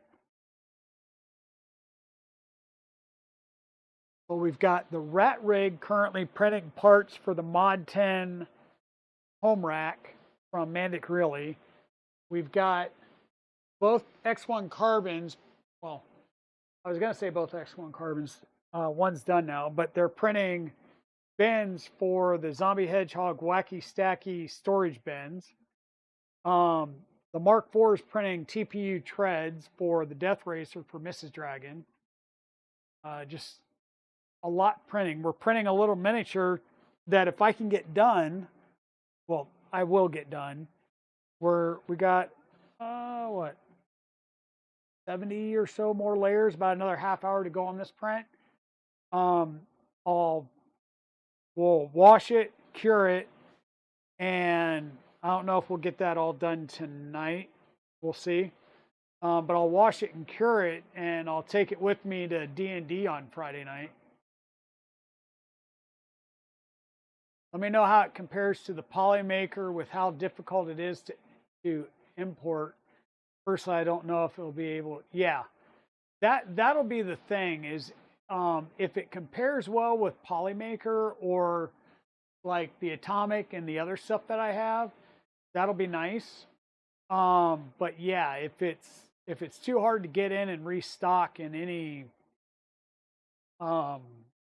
quantities, then that would be the part that sucks.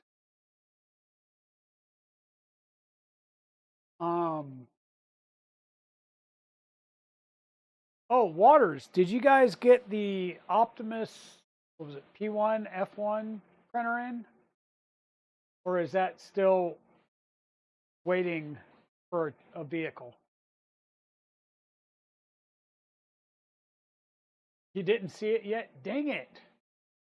So Echovate's got a printer that's supposed to be brought in. It's the Optimus, is the P1 or F1, but it's like 600 by 600 by a meter tall. This thing looks like a server rack.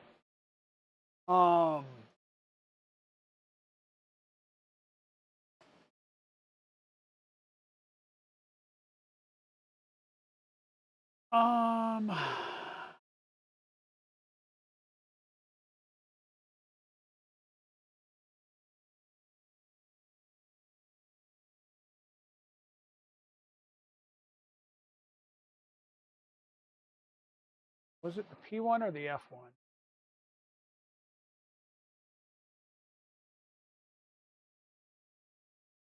There you go.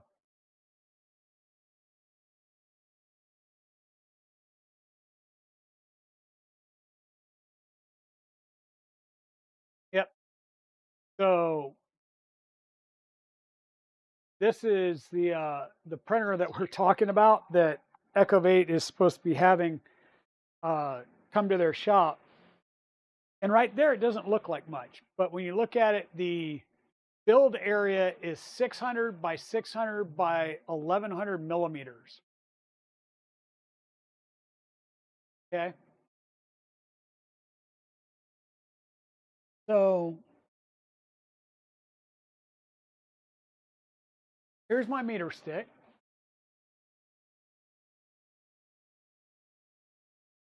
Which view? Oh, not that view, this view.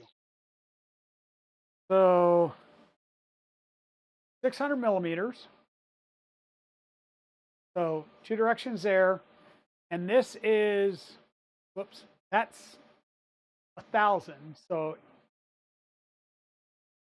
yeah, we're talking pretty huge build volume here, right?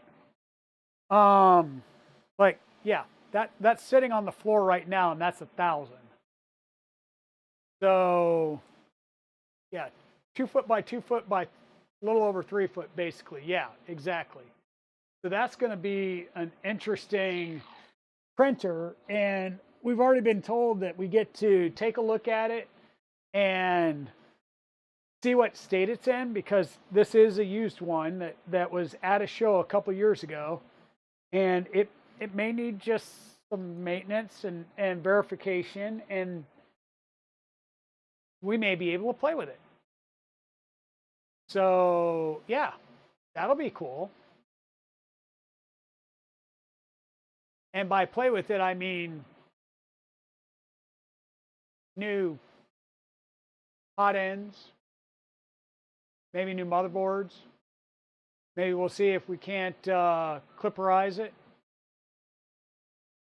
You know, we'll have to see. We will have to see what all it comes with, because it does look like it also has a capability for a laser attachment. That's interesting.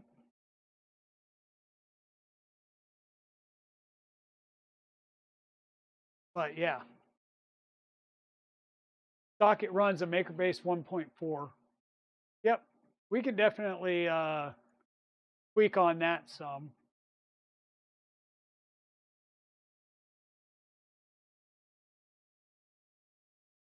Which you have fun experience with. Yes, I've used MakerBase 1.4s.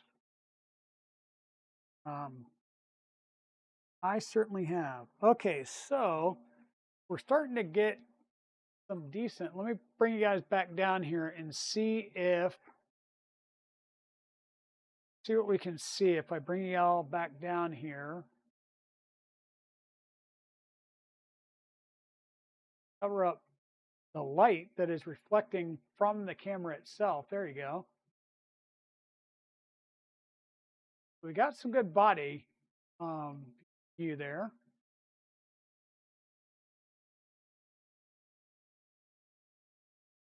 This is definitely the little, what they call maggot archer on their website.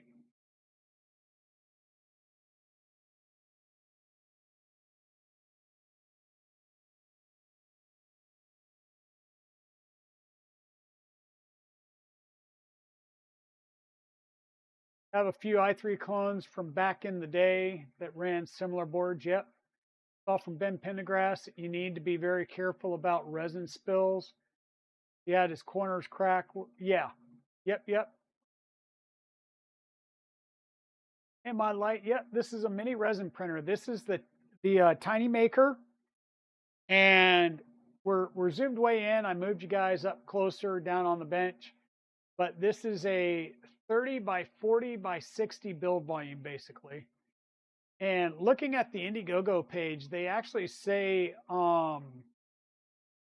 slicer support is Chitu box or Prusa slicer. And I have sliced something in Chitu box, but I'm curious to see about Prusa, because I believe Evil Diesel said he really likes the resin support capability of Prusa slicer better. So I think he positions his models and pre-supports them in Prusa slicer, and then sends them over to either Chichubox or Lychee to do the, I think the holing out and stuff like that for drainage. I'm pretty sure this guy right here is being printed solid. A lot of times miniatures you'll just print solid. But if you do anything larger, you might want to put drain holes and hollow out just to reduce the amount of resin that you're using.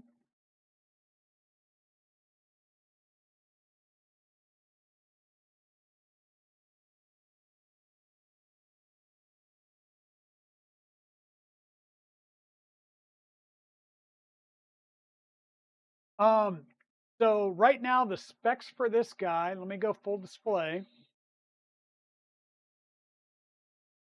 So here's our spec sheet.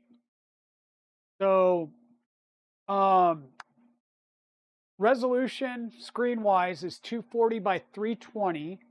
Layer height is 0.05 or 0.1 millimeters. And I think the Qi2 box default went to 0.1. So the fact that I can get down to 0.05 is good. Third-party compatible resins.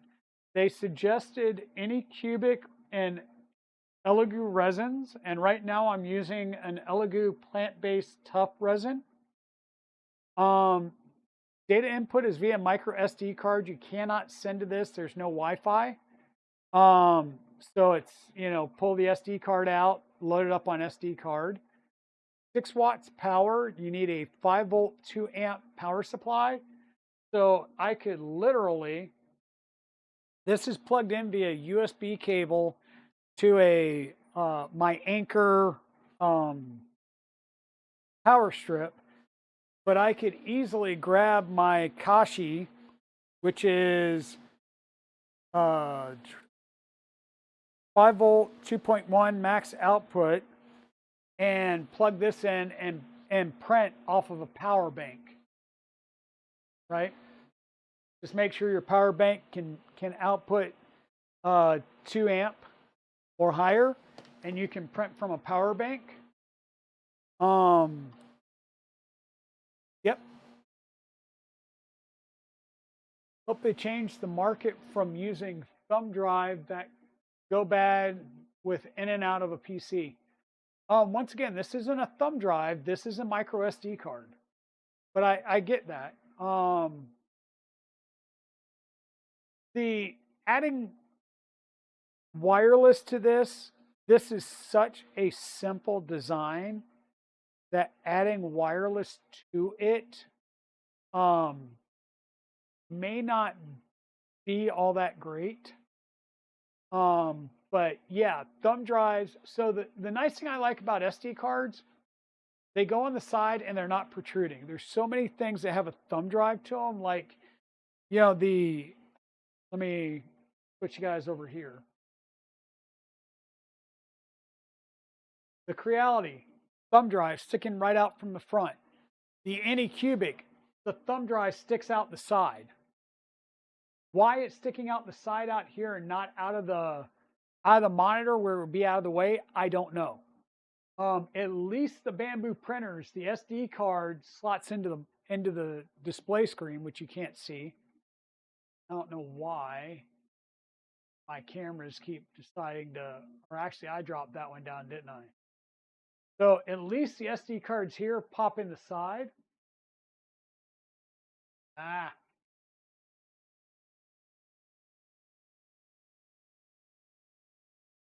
Why didn't your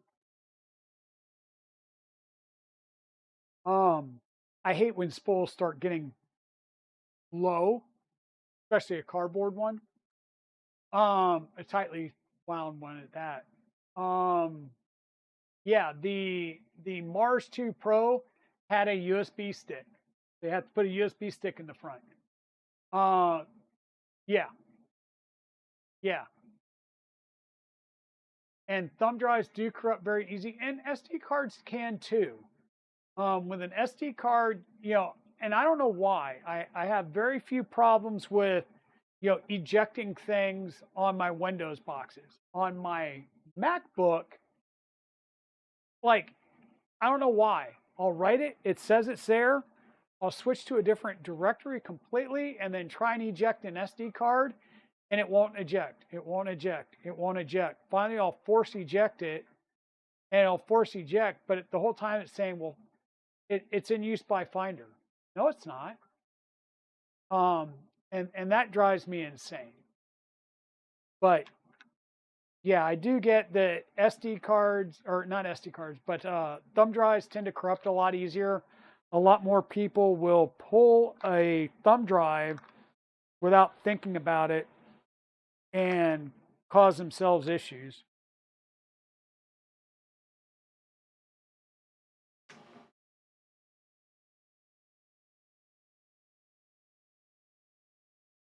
Yep, Elegoos have thumb drives on their resin printers.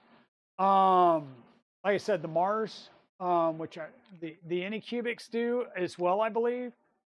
So I don't know how to combat that other than to say, you know, I don't know. And I don't even know about doing like a Raspberry Pi type interface like we've done with most of our printers. Where it's either an Octopi or Octoprint or something like that. I don't even know if that's an option on a resin printer because I've never done it.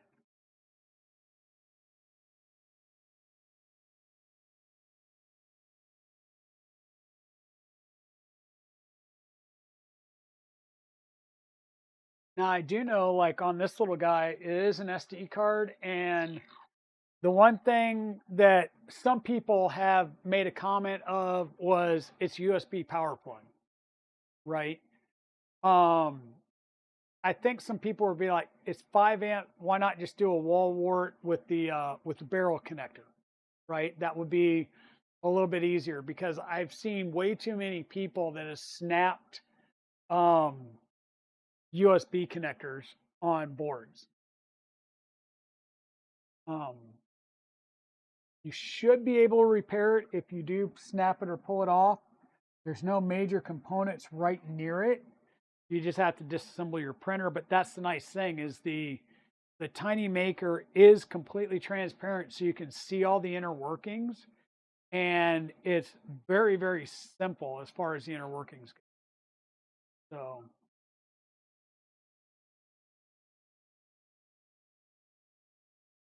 really,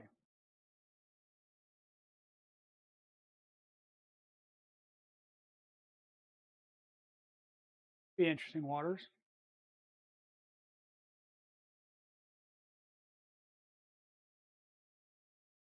Yeah, and that's the other thing is like where they put them as well, right? Like you said, um the placement of the Anycubic FDM and this Creality one is in such a place that typical use you could hit it and snap it. And same thing on the on your resin printers. Yeah, the Mars 2 it was in the back, but I believe it was in the back or on the side. But yeah, I mean, having it somewhere where it's easy to hit or smack is bad. And having that big thumb drive is also it's I don't know. It is what it is, and there's no real easy way around it.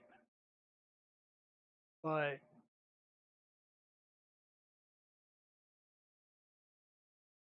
Octane plugin for Chitu board, nice.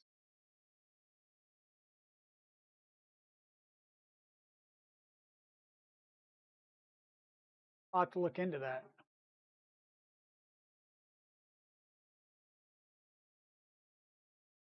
for USB printers. Yeah,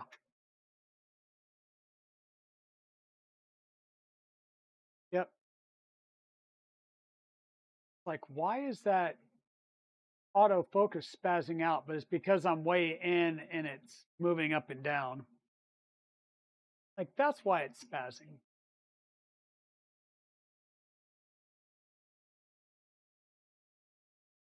Move it out a little bit if it'll stop spazzing as much.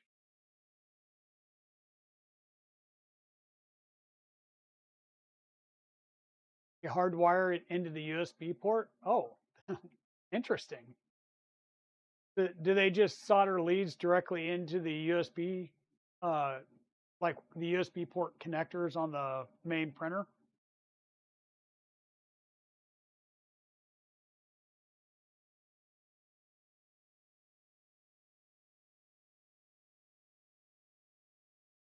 Yeah, yeah. So they're just they're soldering it to the board and then going GPIO. Gotcha.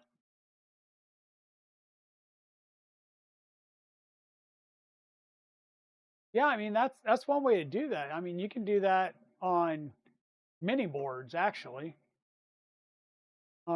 That if you snap your USB, you can do an extension cable for that matter and just plug it right back in by resoldering it. Um, yeah, that makes sense.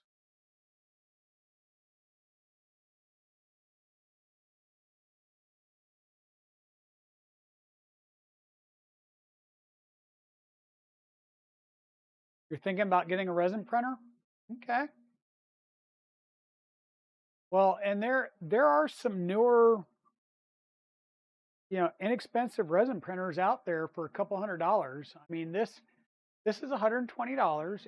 It's not the cheapest thing for its overall size and print size.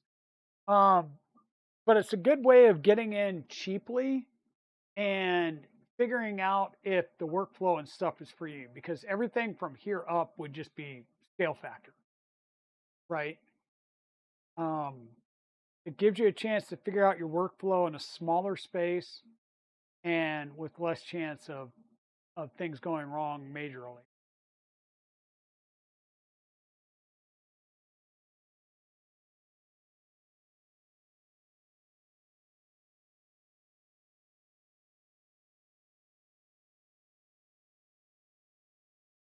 But it is not a speed demon, that's for sure.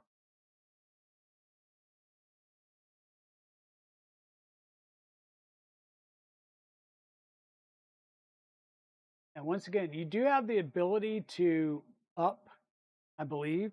The settings are there. You should be able to change some of the settings to make things go faster and stuff like that. But the nice thing I saw was there is a return to default, so that you can go back, scroll all the way down, hit one button, and it'll default, go back to default. So, um, you could on a different printer. You cannot on this one. Okay.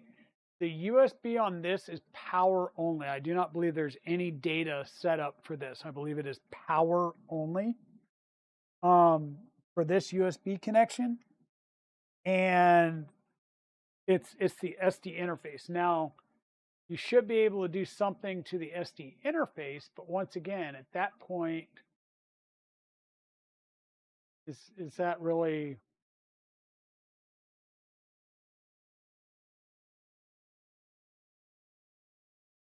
I don't know what the ROI is on that of making this wireless. To me, this is to get your feet wet and give you the ability to take it on the road. It's kind of like the positron, right? Take it on the road and show it off.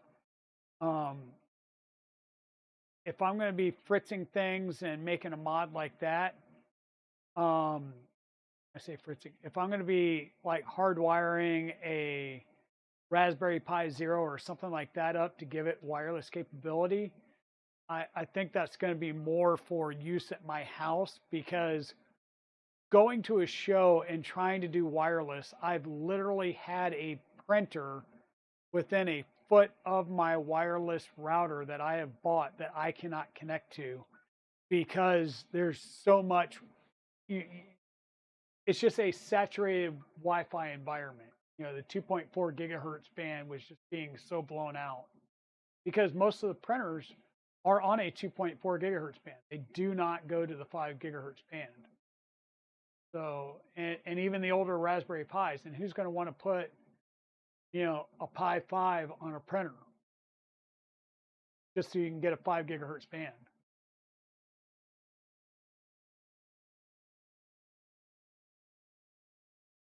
Yeah, so you're going to be looking at a.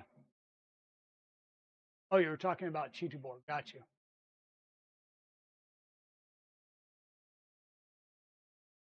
Um, yeah, I mean, I like the Mars Pro, and the Mars Pro does everything that I would ask of it.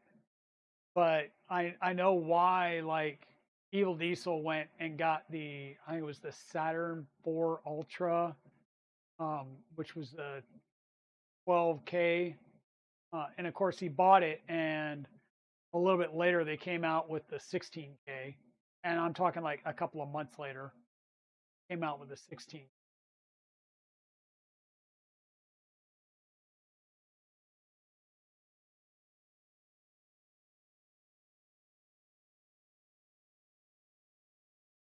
But yeah, this is coming along. Like I said, we're getting close to the end. We're at 324 of 331 layers. It says we have about 2 minutes to go, so we're almost done with this guy.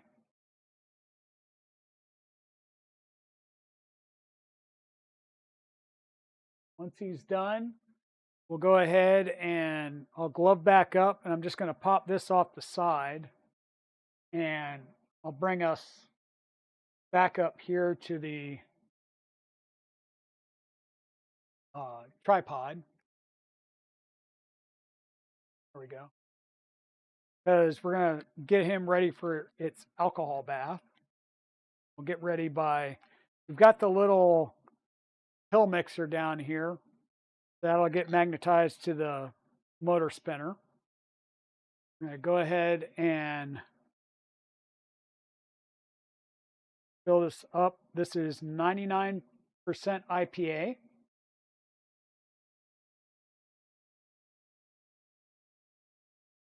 When dealing with resin prints, the higher you can get, the better off you'll be. I wish they had like a max fill line on here. You know, not sure, that might be too much because of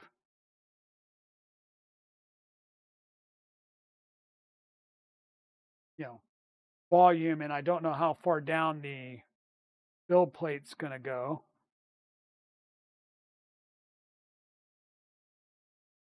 If I need to, I'll add more to it once the print's done.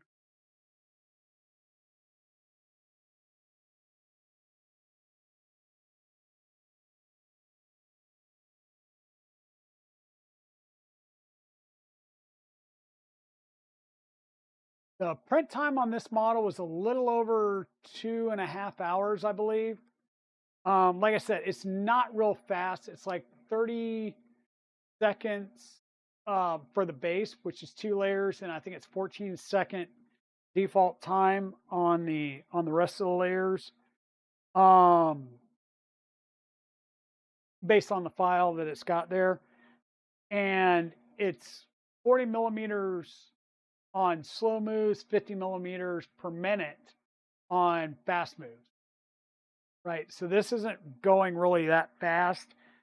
The Z-axis is linear rods with a single lead screw in the middle, and that single lead screw, I mean, the thread pitch on it looks like almost all thread, right? So it doesn't look like a trapezoidal lead screw. Yeah, and this isn't one of the one of the big tilt beds or anything like that. And hey, we are finished. We are finished. So what I'm going to do now, because we're going to be dealing with some potential touching of uncured resin, I'm going to go ahead and glove back up. We've got our IPA bath ready to go.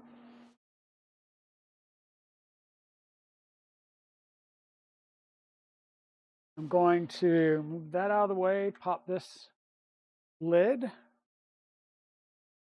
pull the lid straight off, set it over to the side, and we're going to hold the lever here while we unscrew the locking screw from the top.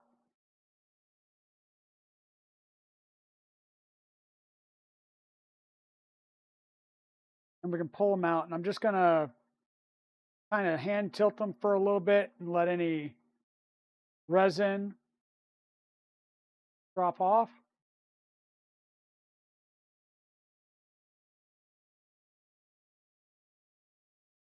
Because I saw a little bit of resin on the lid. Okay. Now, once again, there is a little tab on this lid that this will fit on. We're going to slide that on. Maybe. Slide it on. Really, which way do you want to go?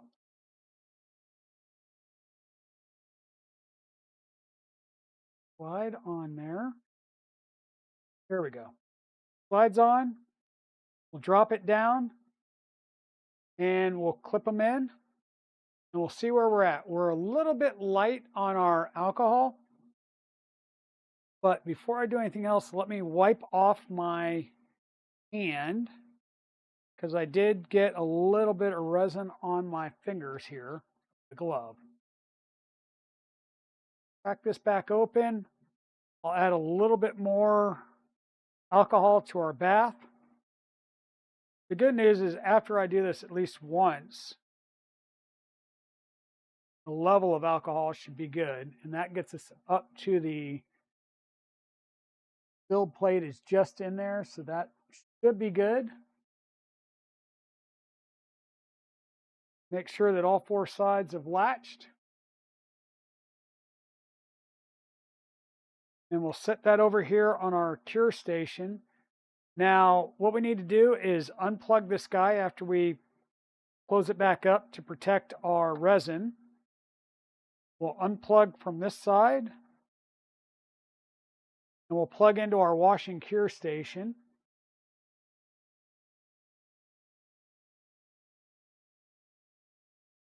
And we'll go ahead and, yeah, that's what I thought. It's going to be a push and hold to wash.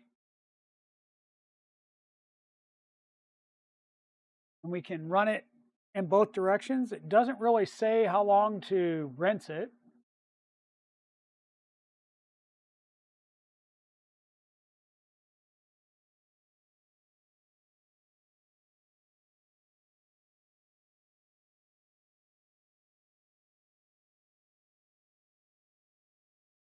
We'll go ahead and run it in both directions.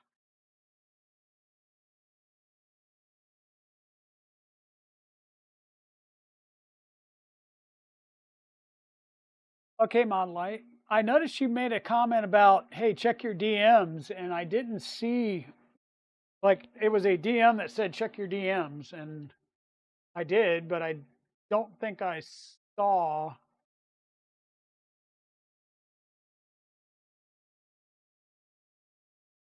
Like, am I looking for a pricing quote, or I'm just going to run this back and forth in different directions. You want to make sure that your models are well cleaned, because if you don't get them fully clean, then they will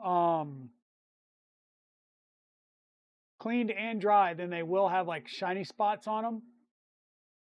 So I'm just running this in both directions.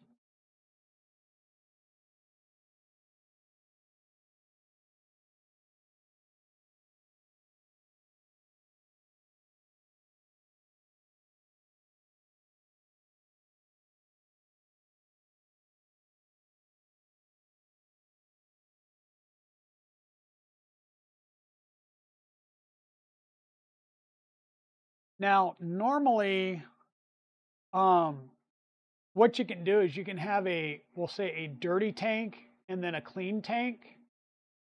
And like what you could do is literally have, for this size guy, a mason jar, like one of the smaller mason jars, like the size of a jelly jar.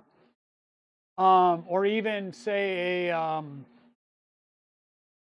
used Pex Pepper salsa jar that you fill up with IPA and keep a lid on it. And after you do a print, you would pop the plate off and you would dunk it in there and just, by hand swirl it. And that's going to get rid of the vast majority of any leftover uncured resin. Then you put it over in here and you do your spinning, and that's kind of getting the bulk junk out and then doing this. And then what you can do is if you have a couple of different jars, you would basically filter one into the other, and that would filter out any resin that was in the bottom of the one. So this guy looks pretty clean. I'm just going to give it a quick little shake just to kind of rinse off anything that got up on the print bed itself.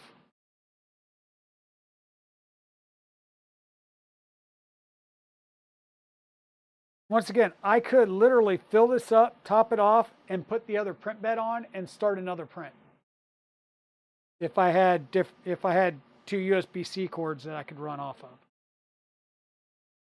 So this guy should be clean now.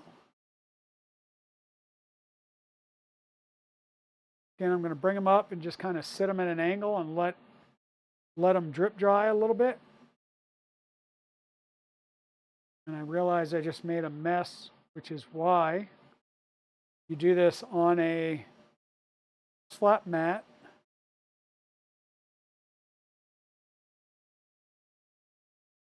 Alcohol, which should flash fairly quickly.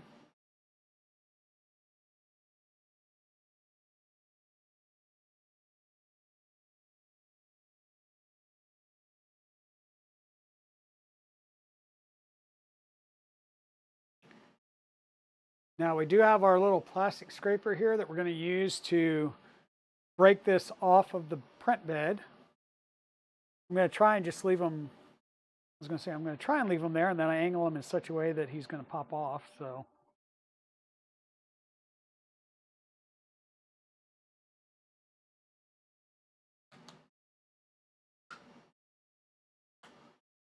close that up.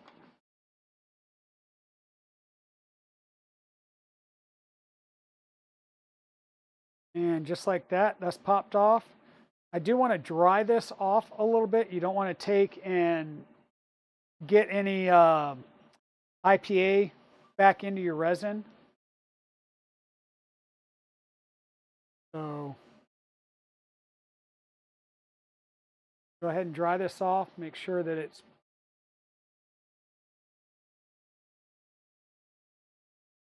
pretty dry. Maybe let it flash. Needs to flash.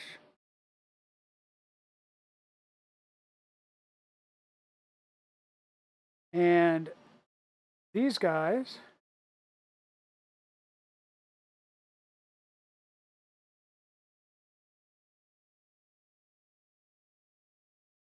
what I really need is a little bit of compressed air, not a lot, like to blow out like his arms and stuff like that, to dry them off. Because once again, you want all of the IPA to dry off, to flash off. Oh, we got one arm, and we got the arm with the bow on it. Hey, Pez Liz, how's it going? You've been lurking all stream. You made it in chat in time for gloves. Yep. You saw gloves and you're like, ooh, gloves and lube? Nope, just gloves. Now I see people that cure it and then take off the supports. I see people that take off supports, then cure it. I don't know. I think it's kind of 6 1, half dozen the other. I know people, like I said, that try and take off the supports before it's cured, and it should be a little bit easier to pop the supports off. Once again, you got to be careful. And at this point, you're using gloves because this is uncured resin.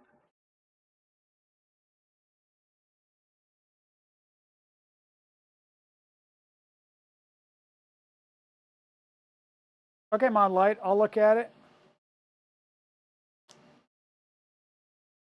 Trying to be careful. I'm going to see what I can do to get most of this popped off before I cure it, or at least broken loose, because the feet are down onto the platform here, so I'm not going to be able to get the feet off, I don't think, without possibly using a tool. Unless I'm really, really careful. Oh, no. I wasn't really, really careful, and I just broke his leg. So, with that said, I'm going to leave him the way he is, and we're going to stick him in here.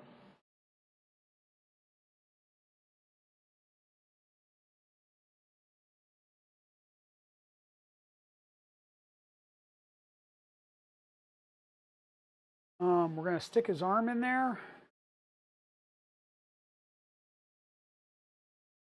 And we'll try and get all three in there. We'll move them around 2 or 3 times. And once again, I'm pretty sure this isn't a timer, so yep, I'm gonna have to hold it down. So it would be really, really cool if if it was like a timed thing where you push the button and it stays on for a certain period of time. But right now it's just a press and hold.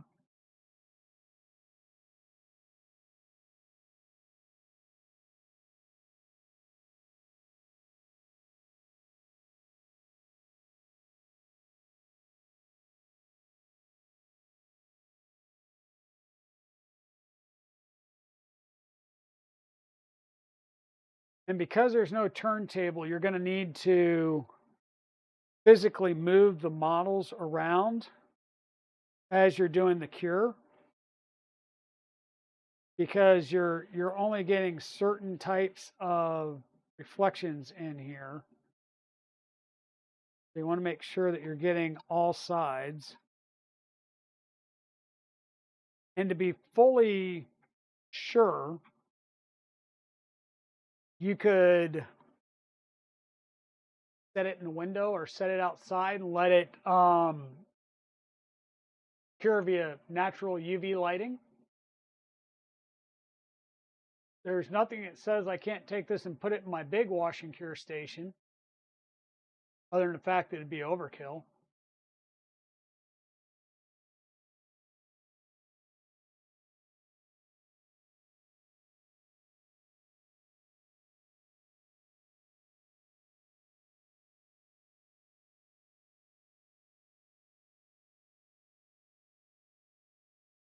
You're back? Cool. I haven't gone anywhere. I'm having to hold the button down because there's there's no like uh, that would be the one thing on the wash and cure station if there was like a depressed and a timed run. But like I said, this is extremely uh we'll say low tech. Push button, it turns on. Let go of button, it turns off. Makes it a lot easier for them to manufacture all this stuff.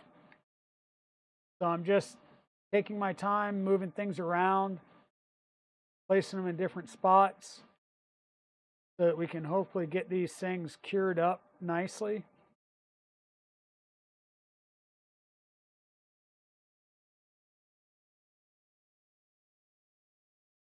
I have absolutely no idea how long to do this.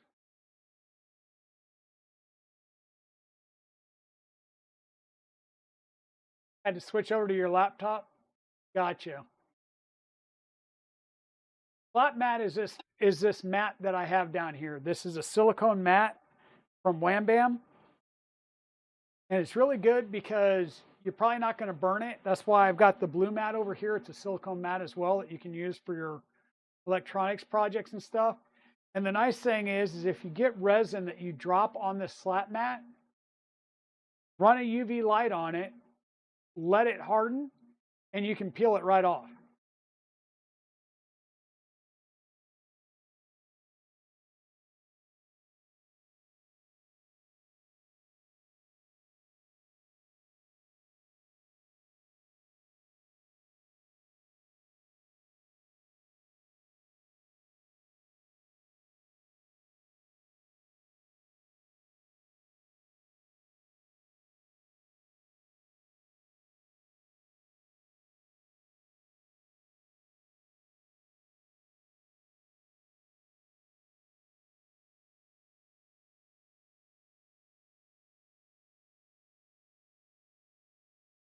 Like looking at these and just trying to see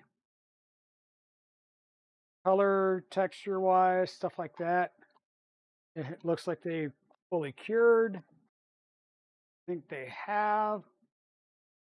Now the question is, because it's cured, am I going to have to go through and use a tool, which once again is probably going to be a good idea with delicate features in here, is to use a tool to break off the supports that are now hardened on here so that we don't break off something that shouldn't be broken off.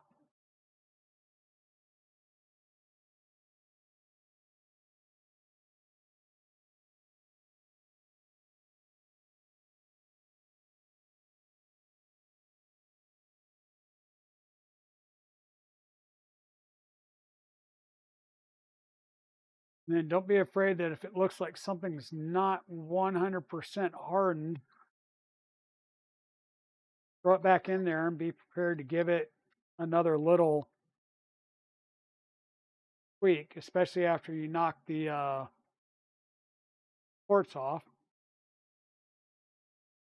And I want to say that might be something that Evil Diesel does as well, is kind of partially hardens it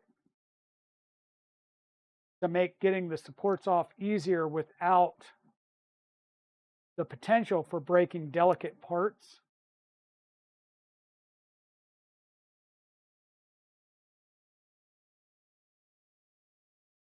And what I'm finding is kind of like some of the supports that you get on like bamboo printers is put your finger right at the joint and just push one way or the other, and it normally is enough to snap that light support. And then you can break it off, and then you just have to look for, is that support or is that part of the print? I mean, not too bad as far as size and detail goes.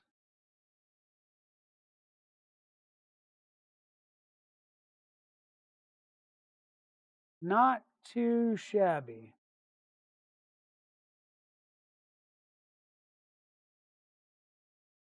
That in there, and like I said, I'm going to do a little bit more cure. And this guy, like I said, I did snap his leg.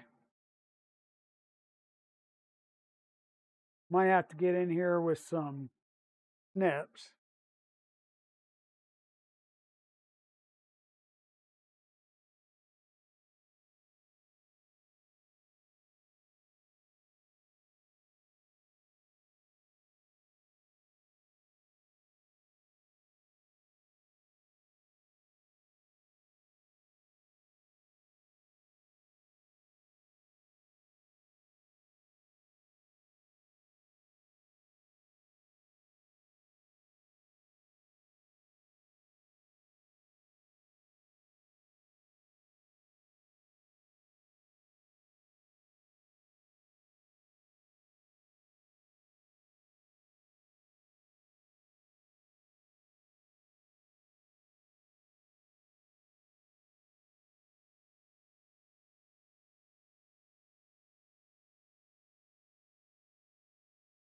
Yeah. See, that's a repositionable leg there. That's all that is. It's just a repositionable leg.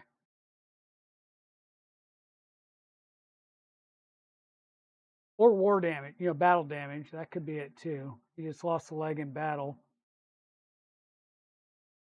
The one-legged goblin archer.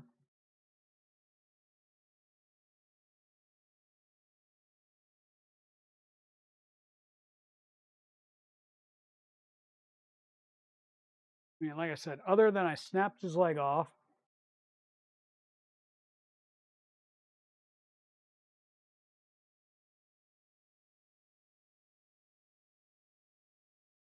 pretty decent detail nonetheless.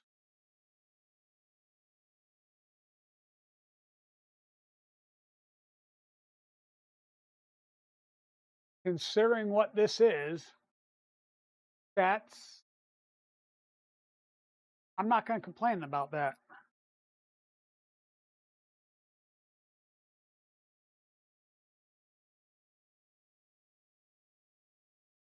And I kind of set them in there, and once again, give them just a little bit more.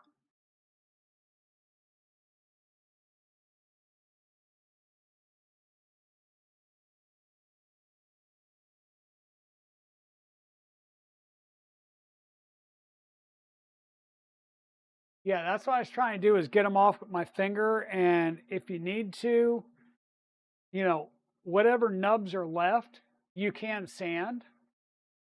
So, hey, TinyMaker just rating in with 89 viewers. Hey, hey, hey. How's everybody doing? Hopefully well.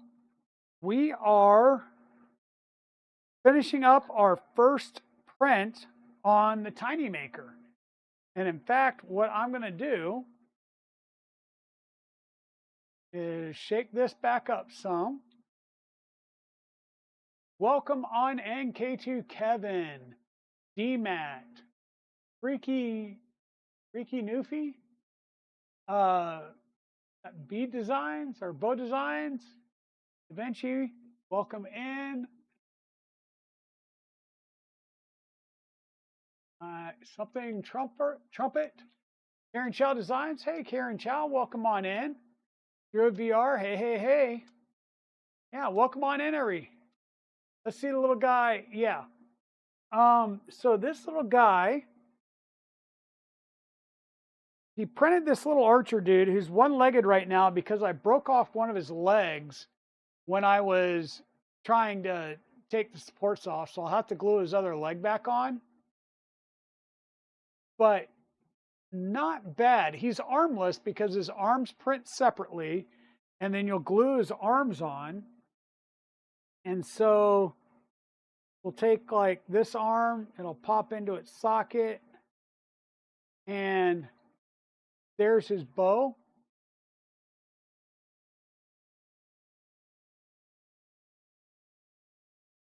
And then his other arm comes over here,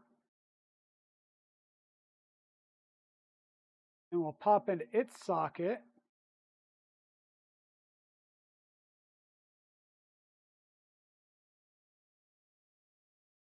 And this is a Goblin Archer, which is a default model.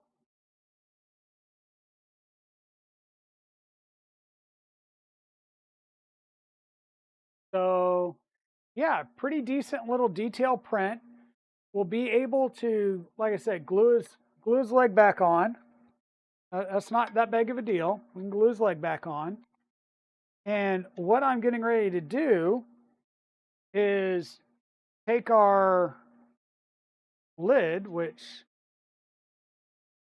I need to make sure I get this stuff cleaned off.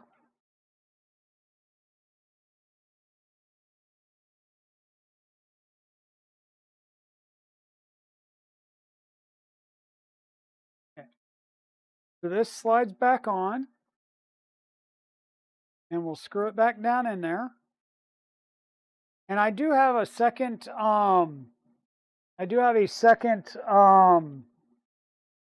build plate and stuff. So if I wanted to, I could basically get another one going while I was cleaning one. I'm going to go ahead and fill this up some, get it closer to the fill line.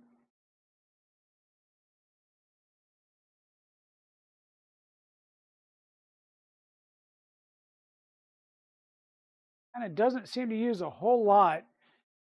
These right here, I mean, this is topping it off. This one's full, but these are, you move your resin into these, it makes it a lot easier to fill this vat. We'll close that up. And we're going to basically unplug our USB cable from this side, plug it in here.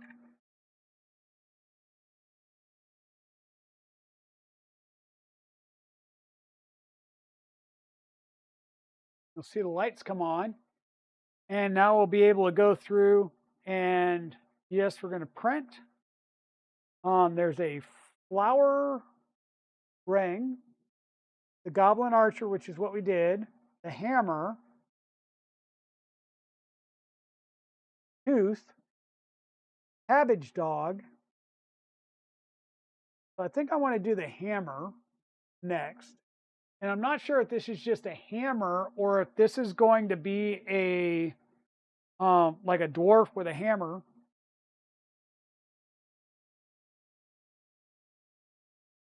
This is 402 layers. So he's a little bit bigger. He's 2.5 hour print. And just like that, boom, we're ready to go. What I'm going to do is I'm going to take this, since some of this is cured supports and some of it is not, I'm going to fold it up.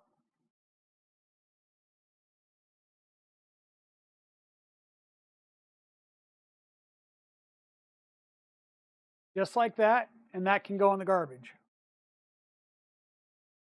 You want to be as safe as you can with resin because resin is toxic and you just have to be careful with it. But Here's our tiny printer. Here's a 1 kilogram bottle of 1,000 grams. The 1 kilogram bottle of resin. And this is what we're printing in, which is Elegoo plant-based tough photopolymer resin. Default settings, and this is printing off of an SD card that plugs in on the side. So here's your printer, your wash station, and your cure station. Wash and cure are push and hold. So in order for you to wash, you've got spin one way or the other. You have to push and hold the button. When you're curing, you've got to push and hold the button, and also know that it's just a flat plate, so you have to move the models around. What flavor resin? This is an Elegoo plant-based tough polymer, tough photopolymer, in gray. Hey, Darth Gollum, how's it going? Tell them the cons we found. You got to hold the buttons to wash and cure. So that's the thing, is you got to hold the buttons down. You've got to, everything's done on an SD card. So you have to slice your files. And if you slice it in Chi2 box or Prusa, I don't know about Prusa Slicer. The Chi2 box, you have to configure it yourself. There's no presets in there. It's really not that hard to do. And you have to slice the file and then save the file. When you save the file, you save it as a zip file. Then you have to move it to the SD card and unzip it into a folder. And the name of that folder is what you were seeing here in your drop-down list. What's basically in that folder is a PNG for every single layer. So in this case, there's 402 layers. So there's 402 PNG images. And all it's doing is it's turning on the light for that PNG image. For the first couple layers, it's like 30 seconds. And then the light goes out. It will raise the model and then lower the model by like a millimeter. And then it'll light the next layer. And it does that for each and every layer. There's a few steps on getting the files over to the printer to print with, but it's not bad. And like I said, it's not very oh, hey Jedi Spotty, how's it going? It's not hard, and you're not going to be yeah, I don't think this is not going to be a workhorse. You're going to sit here and print a model and swap it over to the cure station, slap another build plate in, and just start printing another model. You'll burn this out, really, right? It's a 240 by 320 display. Build volume is 30.6 millimeters front to back, 40.8 millimeters side to side, 60 millimeters tall. So you're pretty much doing tabletop minis, right? Or that type of size.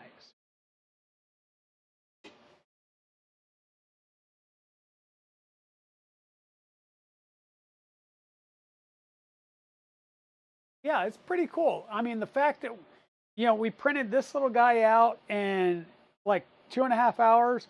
Yes, I snapped his leg off. That was on me. I snapped his leg off when I was trying to break the supports before curing them.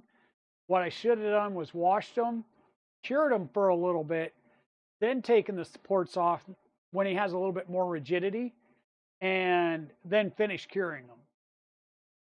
But all in all, pretty good guy. Nothing's really shiny, so we let all the alcohol flash off before we try to do anything, and a couple of dabs of glue, and we'll be able to get his arm, both of his arms put in, and then we can fix his leg. And that's another guy that I can add to my little miniature tabletop collection and start painting.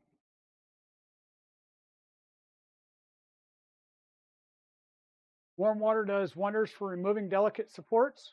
Good to know, Tech Jeeper. Yeah, battle damage. Yeah, exactly. I could add it to the base that way, and we can just paint it the stump red, and it's, you know, he got taken out, but he's still going. You know, what do you paint with? So I just started. I've got some Citadel paints that came with. No airbrush. I'm just doing hand painting right now. Like I said, I just started. Um, I went out and bought a set of it's like a small starter pack of Warhammer 40K. So it had like 3 models that you had to put together. And then the paints, like 5 or 6 Citadel paints to go with it. And so I've got that. I went and bought an Army Painter like set of colors, which included a brush on primer and a wet palette and stuff. And so what's basically happening is Fridays, I'm now going and doing D&D with Evil Diesel out at the local game shop, Raven Forge Games. And Sundays, if the weather's crappy, I get to go out and at 1 o'clock on Sunday afternoons, there's a bunch of us that go out and we paint.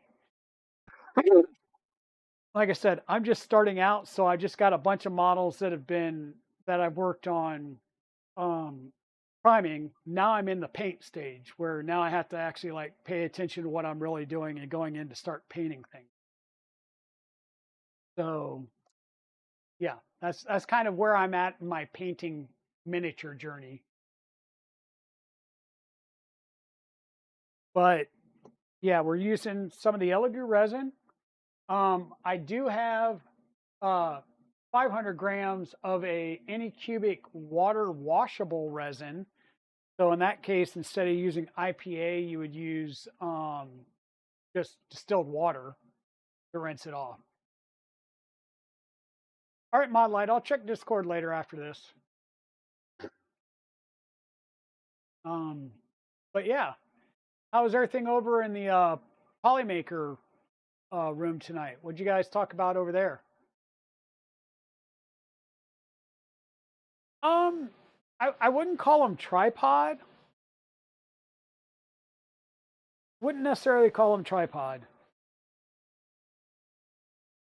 Now I am curious. I'll talk to Evil Diesel about this because there's a couple of ways you could do it. Like you can literally take some resin and, you know, in a syringe and put basically a drop of resin in there and then cure it with UV light. Because I know that Evil Diesel does some of that type of stuff. Or, you know, there's a plastic glue. There's, of course, the tried and true super glue. So this is the TinyMaker. So let me, main website.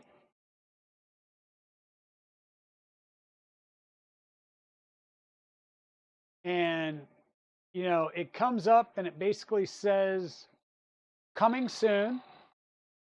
Don't worry about clicking on about, shop, or anything like that. They're basically just blank pages right now. Click on the pre-order now, and it will take you to the Indiegogo page. This is already completed Kickstarter. I am a Kickstarter supporter. This is my unit that finally came in. I think I was in the 400s.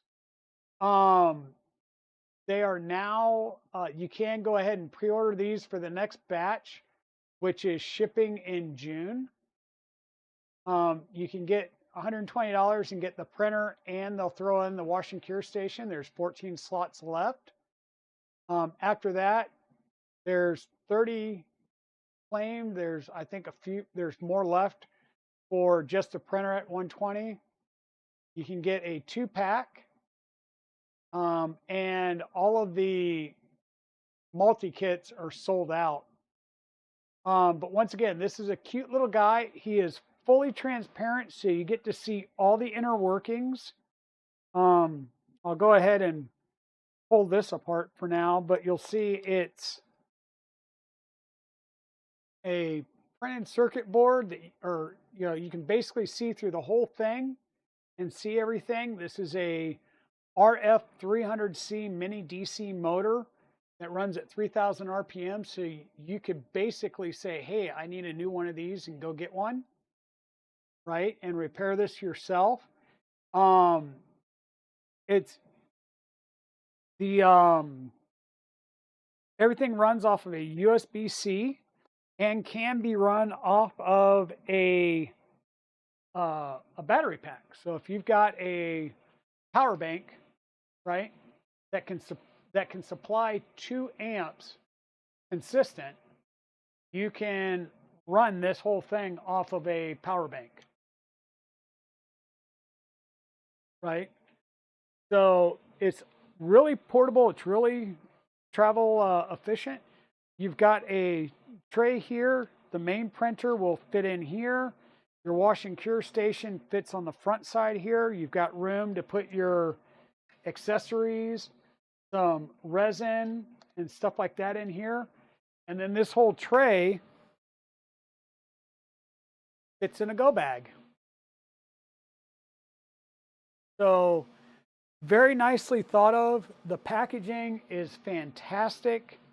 It was a weight, and a lot of people were getting worried, but they had some manufacturing stuff where some of the injection molded stuff just wasn't up to par, and they scrapped it and they went back and redid all the injection molding. It's just one of those things that happens, right? So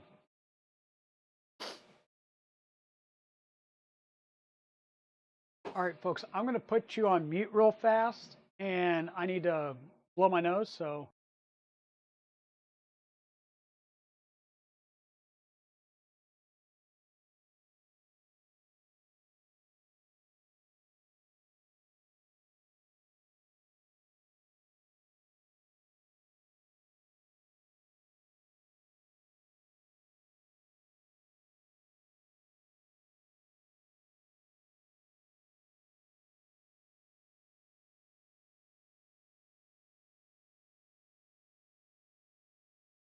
Okay, yep, I'm back. Good.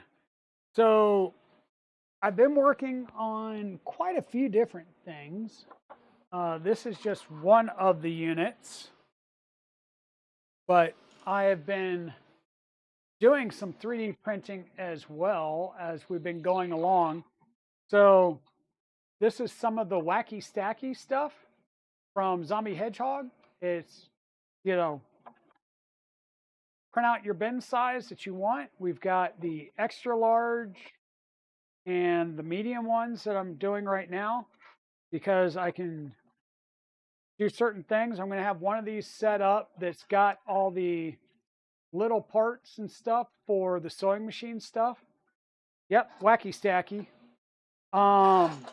So I'm going to have stuff for all the sewing machine stuff because I've started going out and buying that stuff in bulk now, since I've got 3 sewing machines that I'm working on concurrently. We've also got our, sorry.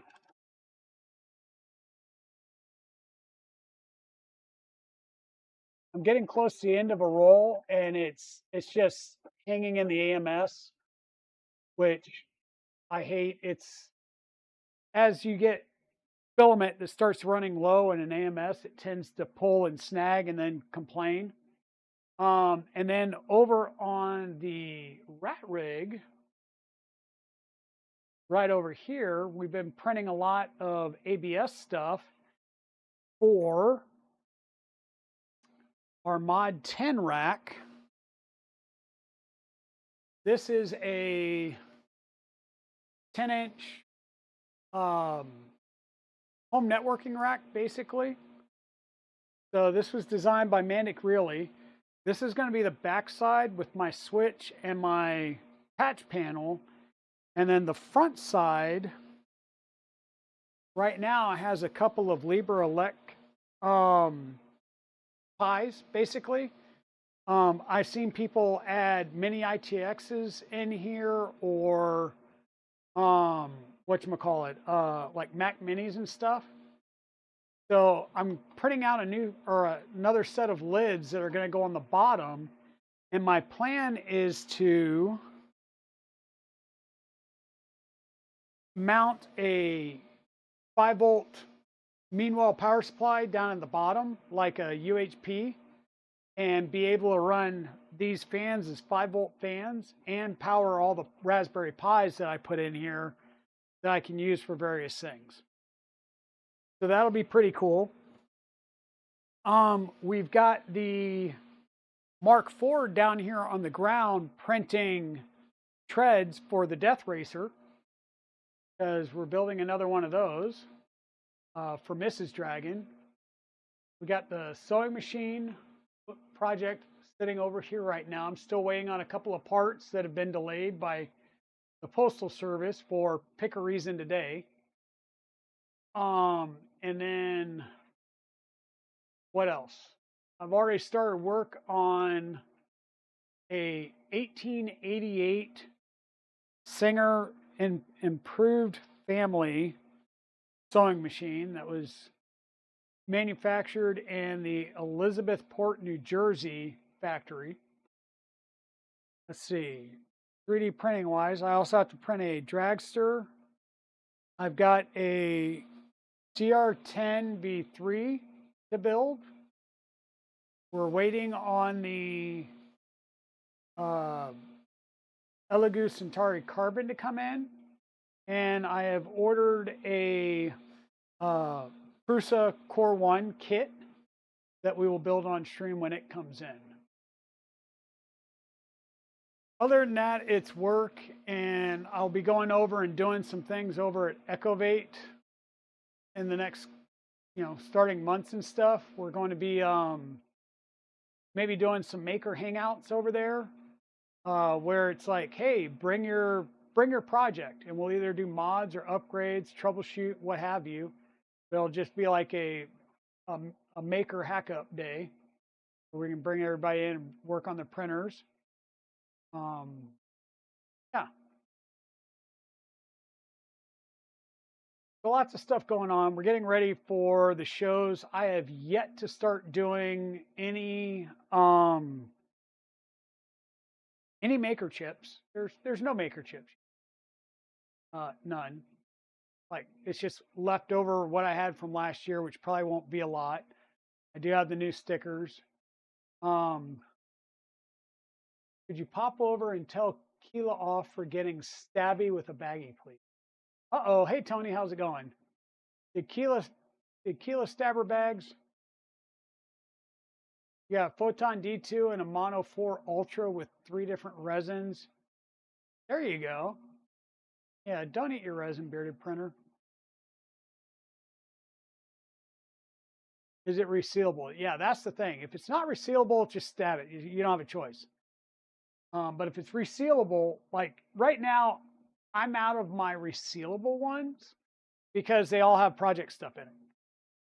Got like one with a Star Wars rifle, one with a storm bolter, one with a bolter, one with parts to a helmet. Yeah, I need to actually put some printed projects together, but now we're getting good enough weather where I can assemble them and start spray painting them, and it's really been I need to prime some things before I get going too much further on them. So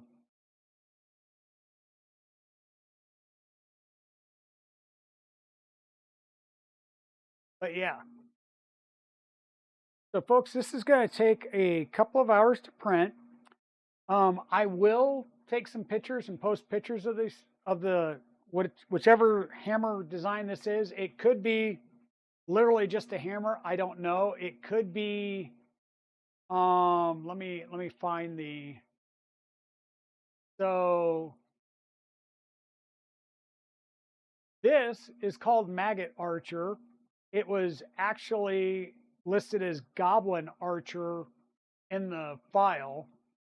And then this guy is called dwarf with hammer.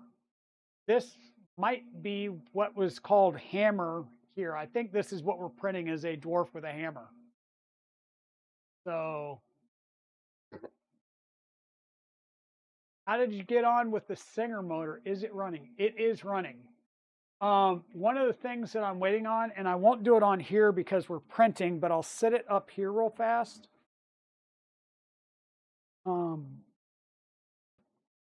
Lift with your back, not your legs. Or wait, yeah, legs, not your back. Okay, so there's the Singer sewing machine sitting right there. Let me get the extra parts off of it, which is, so a couple of things. Let me go back to the bench. I've got a new light bulb in case the one that's in here is bad. I got a new, this is the mains inlet plug, basically. The one that I have on this machine has a crack on it. I think it's still good, so we're going to roll with it, but this is a spare if it breaks. This one here has this plate, but I bought this one simply because it's got, it's like a newer plate that has the measurements and stuff on it. So I thought down the road, I mean, it's a quick swap, just 2 screws, you can swap it out if you want to. If you want to sew with this, it's more of a convenience thing to be able to swap it out. But as far as does it work, the answer is yes, and I'll show it to you. Let me get this stuff. So this was the original light that came with it that I was basically redoing, and this case was cracked, right? It's cracked right there. And the Singer badging, you can see it there, but it's completely gone, right? So I ordered another one on eBay, and it came in. It has the Singer badging. It was in really good shape, and the wiring looked to be decent. So we're going to just try that out. And see if that works. But let me go ahead and get the plug plugged in.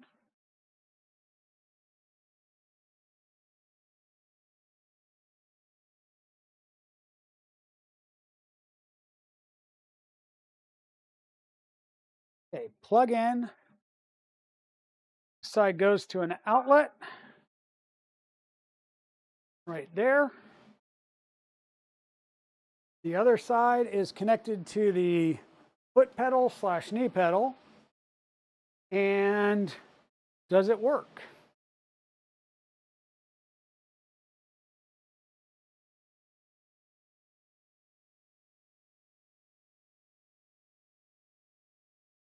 Yeah, I'm going to say that can sew pretty well. I am still waiting for one more spring to come in to put. Right now I only have one grease wick in the motor, so I don't want to really run it that much. But I need to take the one off and not replace it, but add the grease wick and fully pack it. But it's definitely running. I haven't checked the light yet, but we'll see if the light works. Light works too. So that's good. And like I said, you can see where the finish just needs some love on it. So this area right here is where the clear coat of the lacquer or shellac has worn off. So there is a technique where I can get some new shellac on here and even this out. It's very time consuming. And that's the reason I got another sewing machine, is so I could test that out, because this is a family heirloom. And I can do that just to repair this and make it better. I'm not going to replace the decals that have worn off on the front, because this is great grandma using it. I want to protect the finish that's left, and I want to validate the process on a different machine before I mess with this one and potentially damage a family heirloom. That would be why I went and got another machine, which turned into 2 other machines, because he saw the second one out of the corner of his eye and threw it in for free. So I got 2 sewing machines for $40. Now the one is, well, let's just say I had it sitting in evaporust and the needle completely dissolved. Like, it was so rusted through that the needle completely dissolved in the evaporust. So yeah.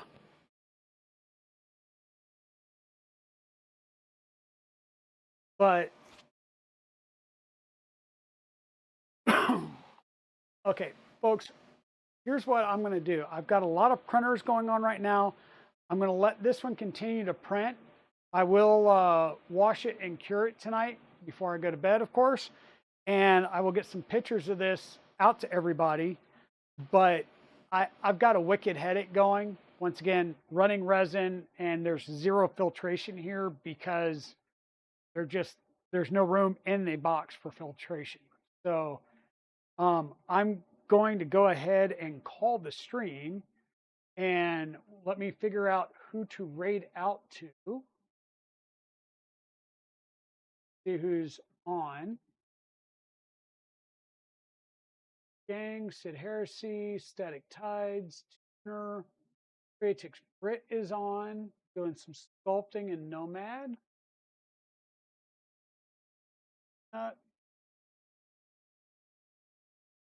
Yeah, you know what? Based on everybody that's there, I'm going to go ahead and set up a raid over to Creatix Brit. We haven't raided her in quite a while. But thank you all for being here. Do get some painkillers and rest. Thanks for keeping me coming. Oh yeah, not a problem, Tony. And yeah, like I said, I appreciate it. I'll probably take some aspirin, go downstairs and drink some more fluids, some water, and eat some dinner. And like I said, thank you all for being here and checking this out. Tiny printer called the TinyMaker. Prints really cool, does little miniatures really, really well. And yeah, perfect little printer to get your feet wet in resin printing. So thank you all for being here. Please come with me as we go and see our friendo Creatix Brit. Like I said, she's doing some ZBrush design, which is more of an organic style design tool. So yeah, and I will see everybody around the interwebs later. And yeah, keep me updated on the big boy printer, Waters. Thanks everybody. Have a great night, and we'll see you later. Bye now. For those of you that are watching this later on YouTube, thank you for sticking around. If you like the content that we're doing, please like and subscribe. Ring the bell so you get notified of new videos. And YouTube's going to suggest a new video over here on the right. Have a great day. Bye now.